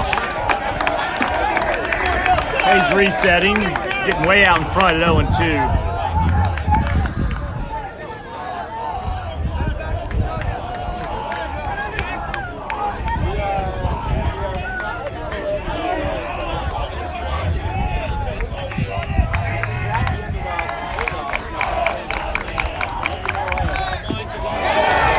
I got first. No, but it got past him. And now taking off for second is Young. Out number 2, nevertheless, but yeah.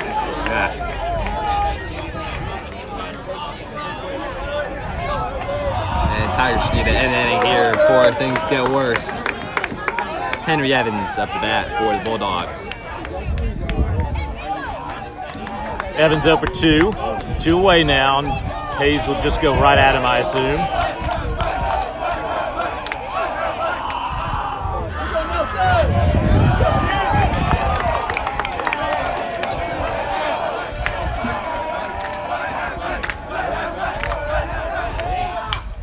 And he did. Owen Stone in the bullpen, warming up.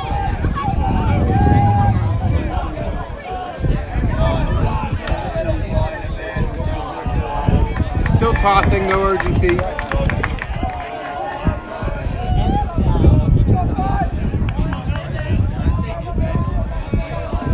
I think think he's waiting to see the outcome of this batter. Has not thrown any pitches from the mound out there. Hayes is 74. There's no need to compress here.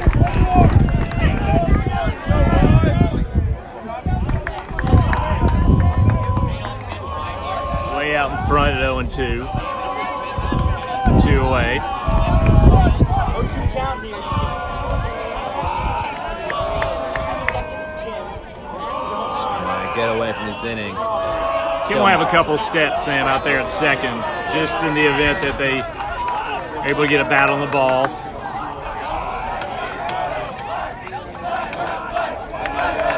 Loomis playing deep, as is Rosario. Great pitch. Just a bit upstairs. Got a couple to give, and that's not a bad one in that situation.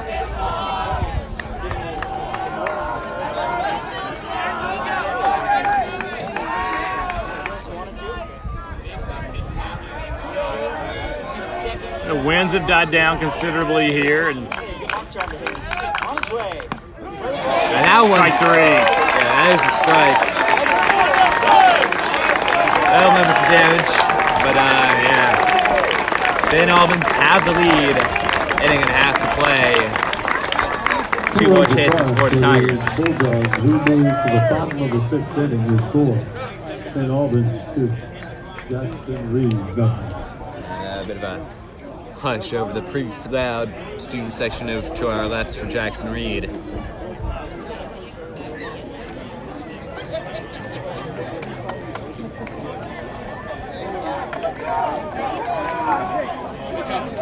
How are you? Good atmosphere, man. It's crazy, isn't it? It's awesome.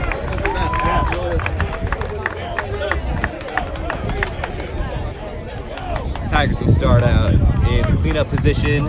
Aton Rosario.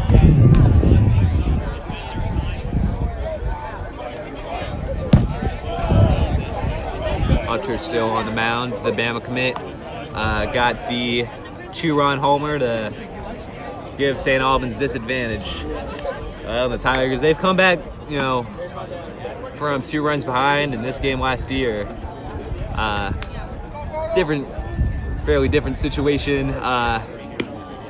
Very different game that was to this. This has been so much more defensive. And great pitching on display in that one too. But a lot of infield errors kind of from both sides, in fact. But these two teams have been virtually flawless today. But St. Albans to lead. Jackson Reed last year was down 3-0 heading into the 6th, and some things started to pick up for them. They scored 2 in the 6th in the championship game last year, and then scored 3 in the 7th. So opportunities here. Upchurch clearly is staying in this game to throw after taking the lead on that home run at the top of this inning.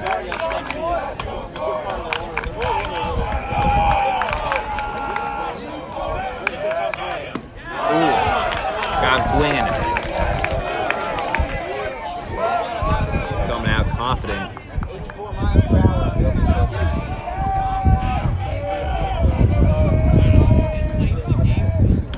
But that one well off the mark. 1-1 count.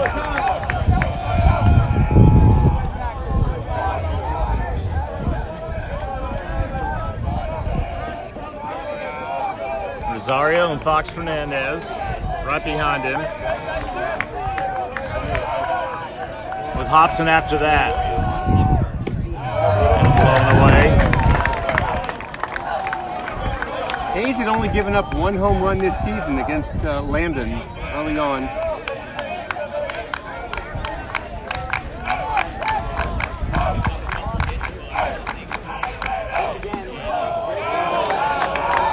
A bit upstairs, it's a 3-1 count. Church almost at 75 now, 74 pitches. I'm thinking this may be more than he's pitched all year. Rosario will go. It's on Rosario, that is, but as I think you, Mr. Sin, earlier, Part of the reason for that is that they've been saving him for this game. This is as big as it gets at this level. Now batting to the Tigers. Ethan Fox Fernandez up the bat for Jackson Reed.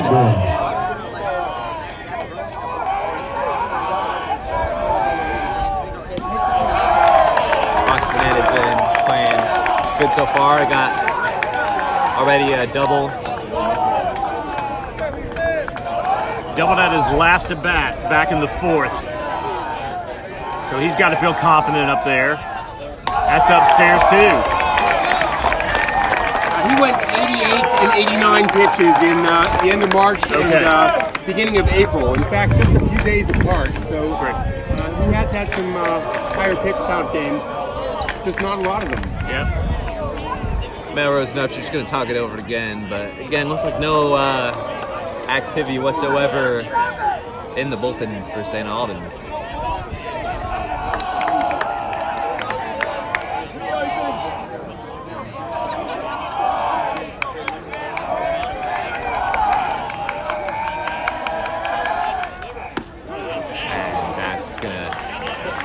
Strike.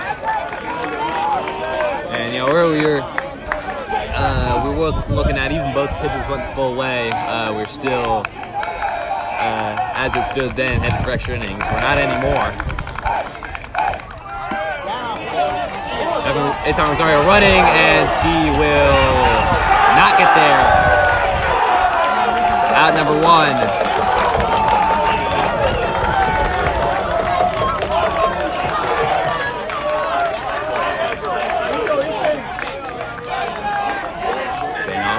About that, they can see that trophy on the horizon.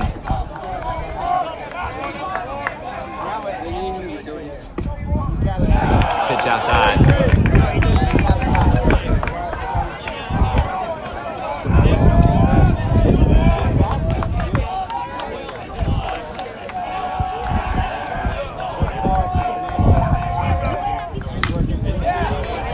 Hammer foul.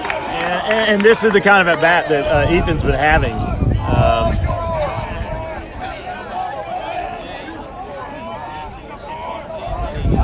Talked to coaches before the postseason started, and he's been much more relaxed during the postseason. At the plate, you can see it. It's another foul.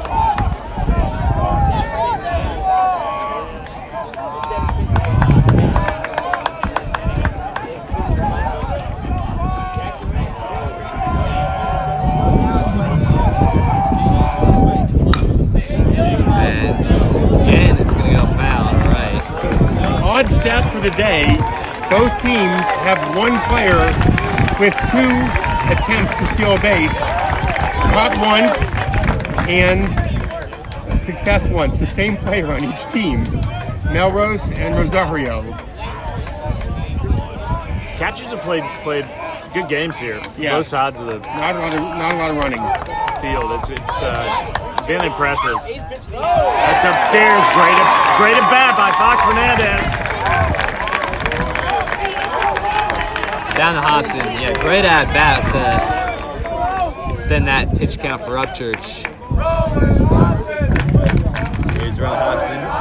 Final game of organized baseball for him. And here's Calvin Davis coming onto the field, replacing Ethan Fox Fernandez. Hobson seeing the ball well, 2 flyouts, but really solid contact.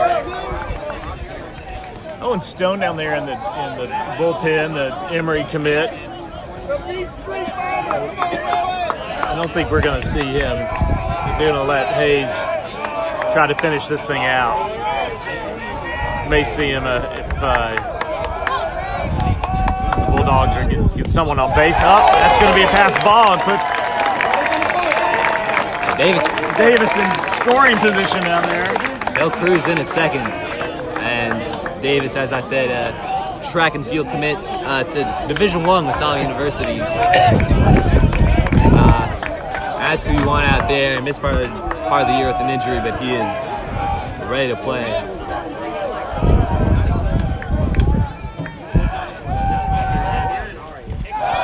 another low one. Melrose haven't gathered. Davis stayed put.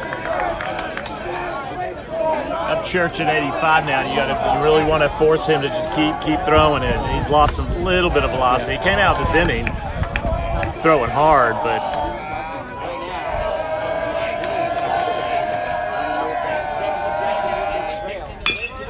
Watson will drive it.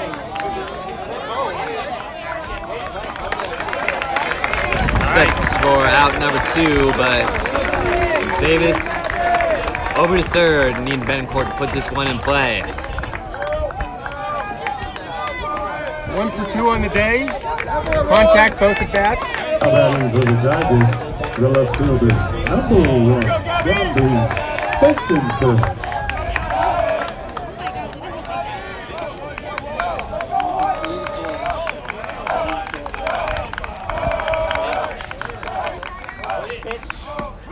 Same strike 1.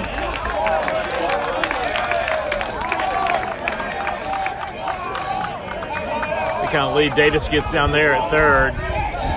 Coach Mateo right behind him.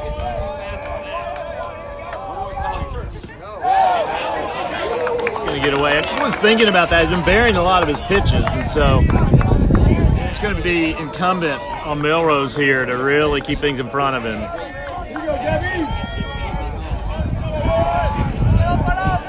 Yeah, might have gone pretty far off in his practice throws too. As you mentioned, Sam, you can bet Davis is going to be running hard if the ball squirts by Melrose. Just need 1 strike here. 1 and 2, maybe a high fastball coming right at Gabby. Calls timeout.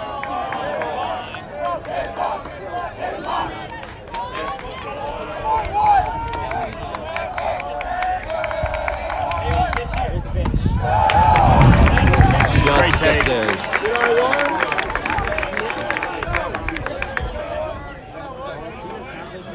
Fastball just a little bit high to Gabby. Davis gets some extra steps over there down third base line. Chopper. Over to Midjack. He'll make the throw for out 3. St. Albans are 1 inning away from a second championship in 3 years.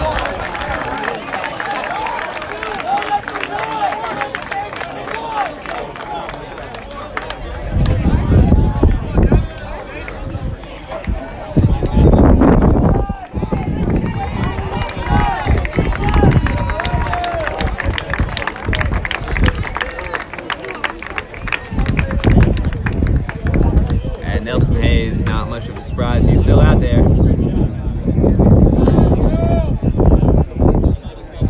See the 7 innings out. Of course, a scenario, and probably a scenario the Tigers can, best hope for right now is that this game goes to extra innings. At which point, Nelson Hayes would surely have to be replaced. As it stands, he will pitch every inning of this game.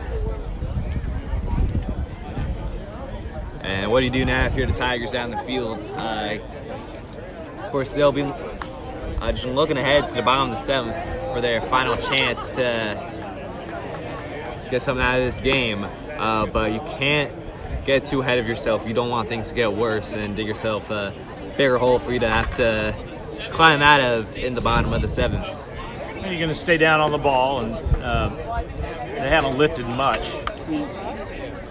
7, 8, 9 batters. 1 ball hit out of the infield. Just go at him and try to get outs. Yeah, that's it. And Hayes should be confident. I mean, he has thrown a heck of a game. As we've seen, it's hard to score here. Really hard to score. So just go right at him. Well, we've been doing this for a while. This is the best pitching matchup that we've seen. Bar none. I can't remember Well, last year, matchup the in- starting pitcher matchup was flawless. The right fielder, number 12. Once the relief pitcher came in, that's where Miller. the game changed. But yeah, I mean, we're starter going to versus go. starter. This has got to be one of the epic matchups. I mean, over 6 innings, there are 10 hits. Sounds like a lot, but those haven't been strung together, and pitchers have stepped up when they had to get outs.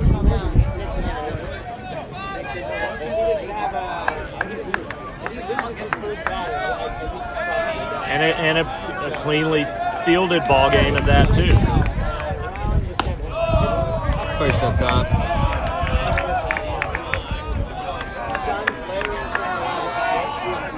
Up to bat is number 12, Miller. We talked about Lexus emptying the tank yesterday. You can bet that Hayes is going to do the same here.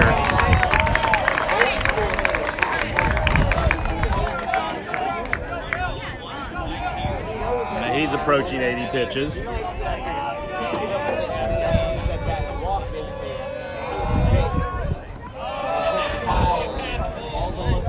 Loose one, and it got Fox in an awkward position the second time. That's happened to him, but again, he's tough. He'll be fine. Not even needing to walk it off.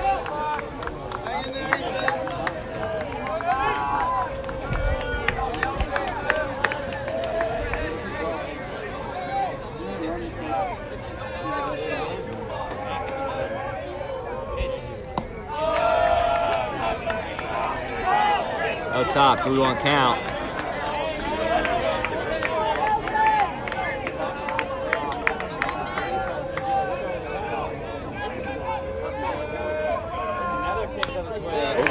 Put back right to our vantage point and taking out one of the portable chargers back here.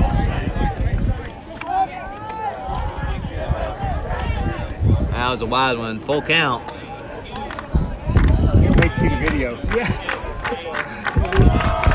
That moment right when the stick is filling up the viewfinder. And that's strikeout. It's unclear about what these delay calls from Young that will retire Miller and bring on John Melrose. Third strikeout in a row. On a roll. Now batting for the Bulldogs, the catcher, John Melrose. We've seen Hayes just mature so much over the years. Junior, a lot of promise for next year as well. Only going to get better, and that's kind of wild to say given just how good he's been. Melrose 2 for 2 on the day. Hard ground balls. That one sunk. I don't think they want to give him a fastball. He's just seen it well.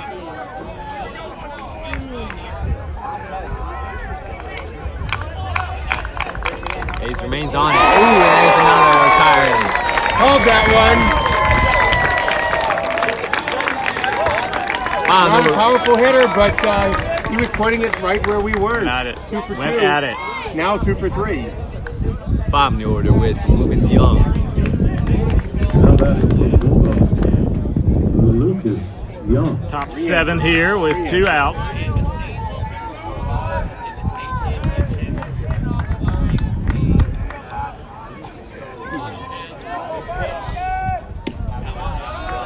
First outside. St. Albans bullpen is working. One pitcher actively, 2 pitchers active right now, both right-handers.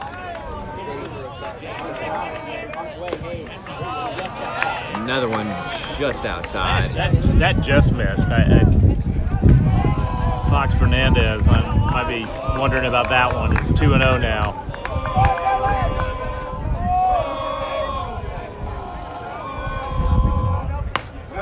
That's a strike.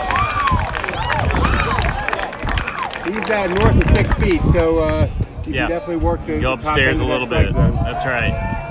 Now some movement, some Tigers coming out. I noticed Xander Lexus among them who pitched yesterday.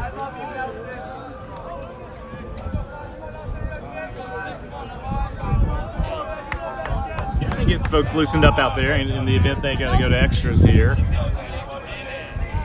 Can't be unprepared for that Great scenario. And we might get it here. Freeman Hunt making the throw, and that'll end it. Top of the 7th done. What a throw by Never mind, it was foul. Hunt picked it up on the foul side of the third base line, and a heck of a play. It looked great going over there, and we know he's got a cannon. Not the same as the 2021 famous foul ball, the one that hit the fence in left field, and St. John's just kept on running, and although the umpires called it foul, they changed their minds and decided after the fact it was fair. Very innovative.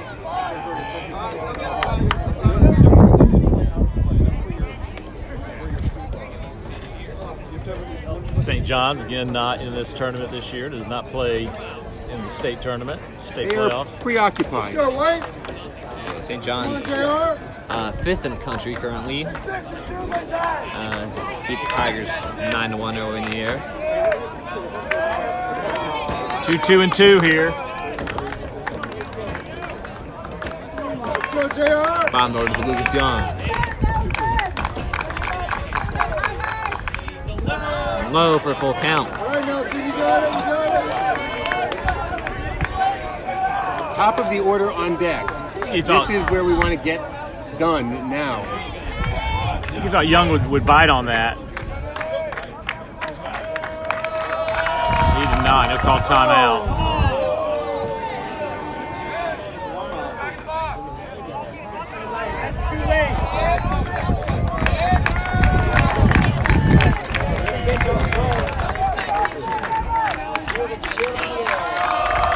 Now switch from Hayes. Right back up at Loomis. He'll adjust. Make the throw, and there is at number 3. Ultimately no difference after Freeman Hunt was able to score a foul on Hunt. Now, one last chance for the Tigers. They've been down before. They're now 2 in this scenario against Beret in the championship last year. Got 3 runs to run the game. They have no runs on today so far. What are these Tigers made of? These guys last time playing together, and most of these guys last time playing high school baseball, potentially for one last half inning. And they are going to stay in that huddle. And Upchurch is going to stay on that mound. Again, no surprise. Both pitchers going the full 7. Quick shout out to families as we head into the bottom of the 7th here. The Betancourt family, the Fox Fernandez family, the Davis family, the Blick family, Rosario family as well, the Hunt family, Loomis, Lexus, Hobson, Skelly, Stone, all these seniors who've contributed so much to this Tigers team. And we're not done yet. We've got more to go. The Corbin family, Simon's family, and they've been a big part of this incredible Tigers team. So a shout out to all of them for supporting their players, and indeed all the families that are part of this program.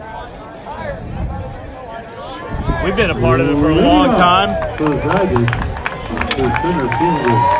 it is a pleasure to be a Tiger. Here comes Ryan Skelly, Sam. Now or never. Skelly will lead him off.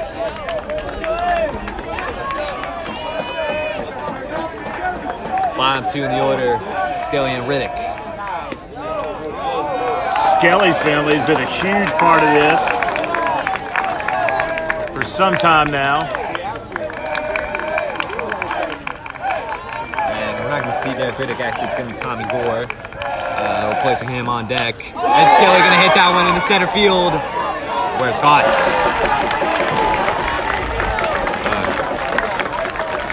Nice hit by Ryan Skelly. Just hung up there a little bit. Out number 1.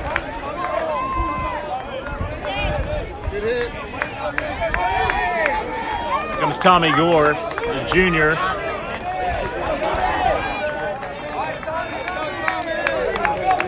His first at bat today. You're just replacing Derek Riddick at the bottom of the order.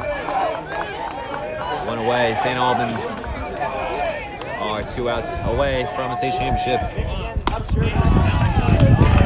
Just upstairs. Or no, it is a strike for Tommy Gore.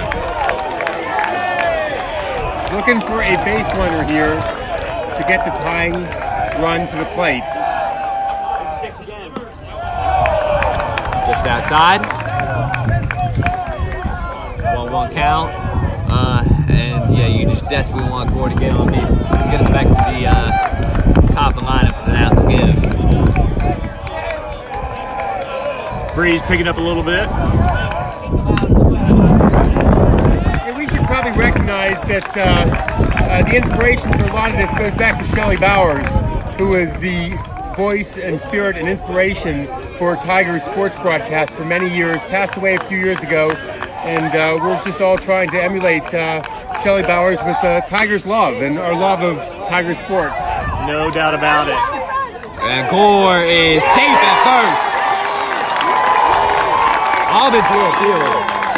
And also, man, it looks like it went foul. Let that frame not chance earlier. And I think the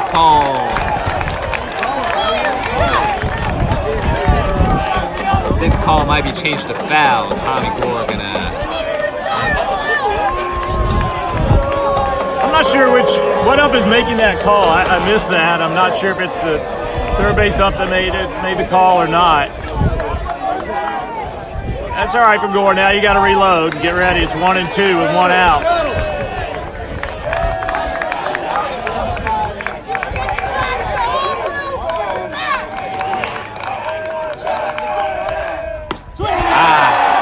That's strike 3. Albans need one more. Back to the top of the lineup. I just tell you, as long as I've been around Tigers baseball, the coaching staff takes whatever the umpires give them. It's up to the players to win the games. Absolutely. They don't ever point fingers. Yeah. That's not going to win or lose a game.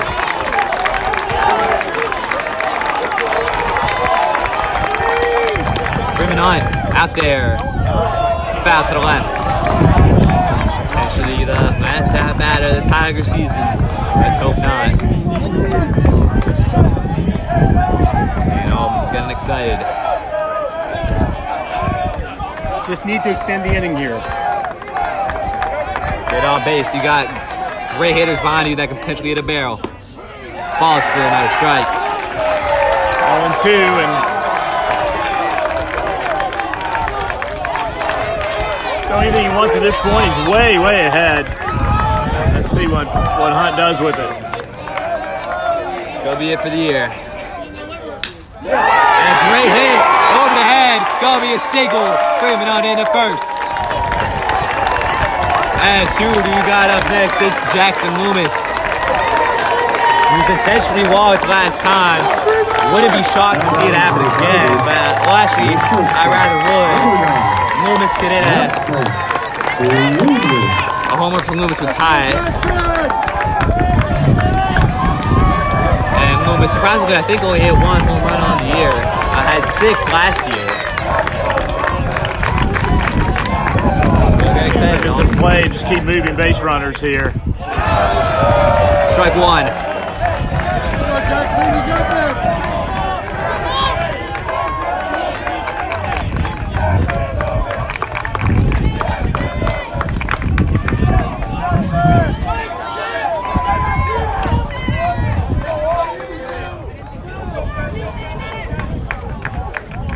1 to Loomis.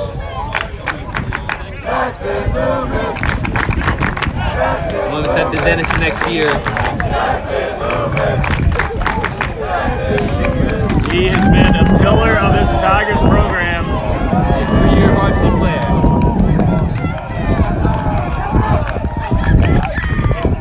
And he's gonna hit that one into third. This one extended, and Hunt is headed for third, and it's gonna be close over there. Hunt slides in, men at the corners for the Tigers. They're not done yet. That's Jackson Loomis doing Jackson Loomis things. Single to left, and Hunt had a big jump on it. Mateo never held him up. Brought him all the way to third base. Not done yet. The team's gonna talk it over with Upchurch.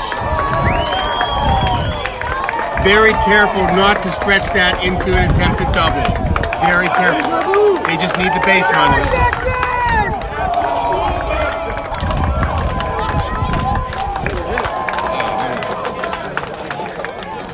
So it's down to Rosario's.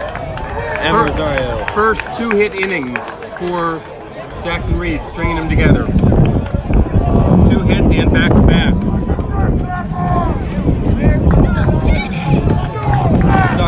Emma Rosario got some home runs on the year. This may be the guy you want. I think you know what you're going to get now from Upchurch, right? He's at He's in 104 pitches, and he's going to try to keep it low in the zone. So go down and get it. That's what you saw Freeman do with that drive to Oppo. Exactly what Loomis did. Just went down and drove it into left field. They've been hitting it. They need to hammer it here. Emma Rosario.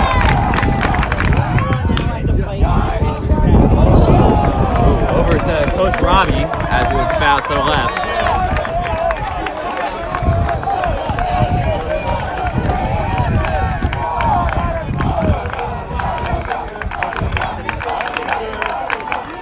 One count. Loomis is going. And no movement whatsoever there in the infield. 2-in scoring position. For a base hit here from tying this thing up. Could not get more dramatic than this. 1-1 the count.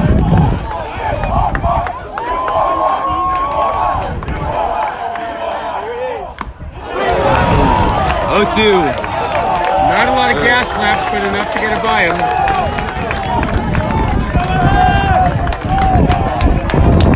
The most important pitch in these guys' lives coming up.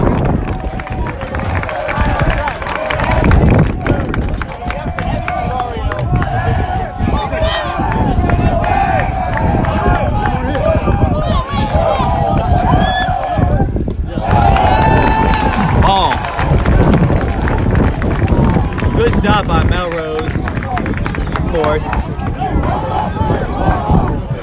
Two-way here, you're going to get big leads. We'll keep an eye on Hunt flying down the line. Here he comes. Strike 3, Albans win. Tigers got close, but St. Albans are your 2025 state champions. They won it 2 in 3 years. And for the Tigers and for the class of 25, the chance at the 2 in a row ends in heartbreak. Neither team able to string together hits. Really, really dominant pitching performances. And you called it. It came down to just one pitch. All they needed, one good contact to send it over the fence. Albans got it. They got 2 runs out of it. They have won this state championship 2-0.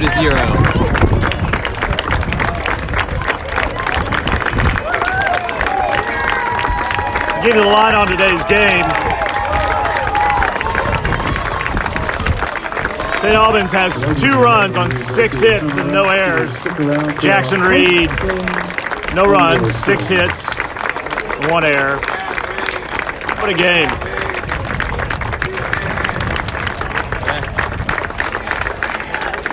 This is the pinnacle of high school baseball. These 2 teams basically played flawless game. Yeah, it came down to 2 runs rather than 1. Didn't go to extras, but this was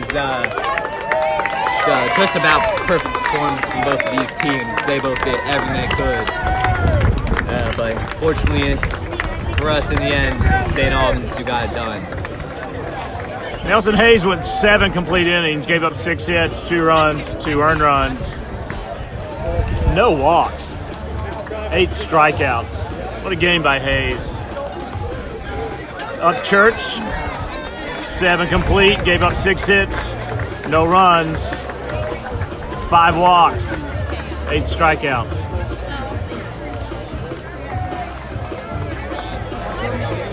what a send off for Upchurch on his way to University of Alabama. SEC baseball doesn't get any bigger than that. Defensive player of the game on Jackson Reed's side, second base, huh? Rosario. Great glove over there. I mean, you can't control how hard the ball is hit to you, but they just whacked the ball right at him, and he was flying all over the place, stopping the ball.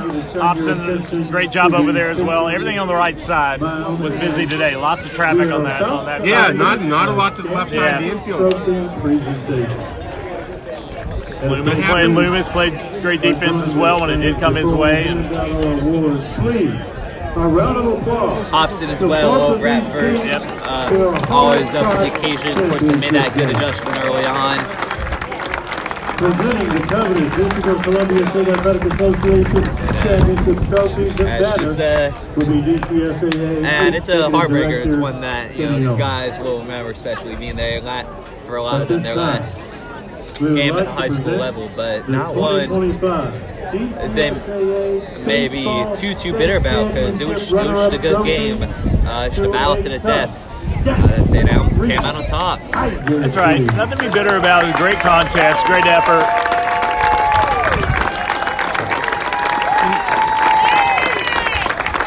Quite a treat to see the Jackson Reed top order get some swings in the bottom of the 7th inning. Yeah, I don't think we could have scripted a more interesting, compelling baseball game than what we saw out here. And for those of us who sit back here a lot and make these calls, that's what you want. Just a great ball game. Let's meet your champions. The 2025. Well, folks, shall we wrap it up here? Baseball It's been a pleasure being with y'all throughout the season, and again during these playoffs. Just a word about class of 2025. I think hands down the best class in history of this program. By far, yeah. Yeah. So many guys going on to do great things at the next level, and they'll be talking about this team for years. This was pinnacle of Jackson Reed baseball, and if there is one silver lining, is that most of these guys already have a state chip to their name last year, which is again another reason why it's not too devastating this game, because again it was a great one. It was a battle to the death.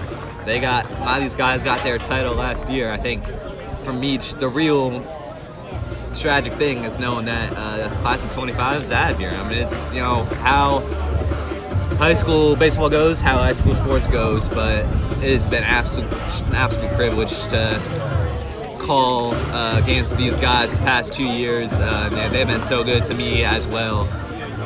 Whenever I'm over there talking to them, I've gotten to know them very well. It is not going to be the same without them next year. I'll be back next year. I'm a junior, so I'll have one last ride next year. But class of 25, what a group. Sam, thanks for stepping in here for 2 years now and just giving great play-by-play, game after game. Chuck Alexander here. It's been a pleasure as well. For a number of years, along with Mitch Wander and others along the way. Looking forward to next year as well. And I'm sure these Tigers will bounce back with a team that Coach Mateo, and some strong pitching, by the way, for next year. A team that he feels really good about. Mitch, want to close us out here? I'm really excited for what was a great game here, and as we said, a lot of seniors here are moving on, and that's what created this strong team, but it's going to give an opportunity next year for some players that we haven't seen a lot of to move up into leadership positions, and we'll be out here next year hopefully broadcasting this same championship, and another chance for this Jackson Reed team to earn a title. Yeah, I'm excited to see my guys get their turn next year. I mean, class of 25, part of what made it so great is that there are a lot of open spots available for them last year. Most of these guys starting for 2 years, class of 26 with the exception for a couple guys, haven't got that opportunity. So I'm going to see those guys who I've been with since I was a child getting their turn next year, and can hope that we'll be back here next year. All right, everybody in Tiger TV land, thanks for tuning in. Really appreciate all of you, and we'll see you next time. Have a great baseball day. Yep. See you next March.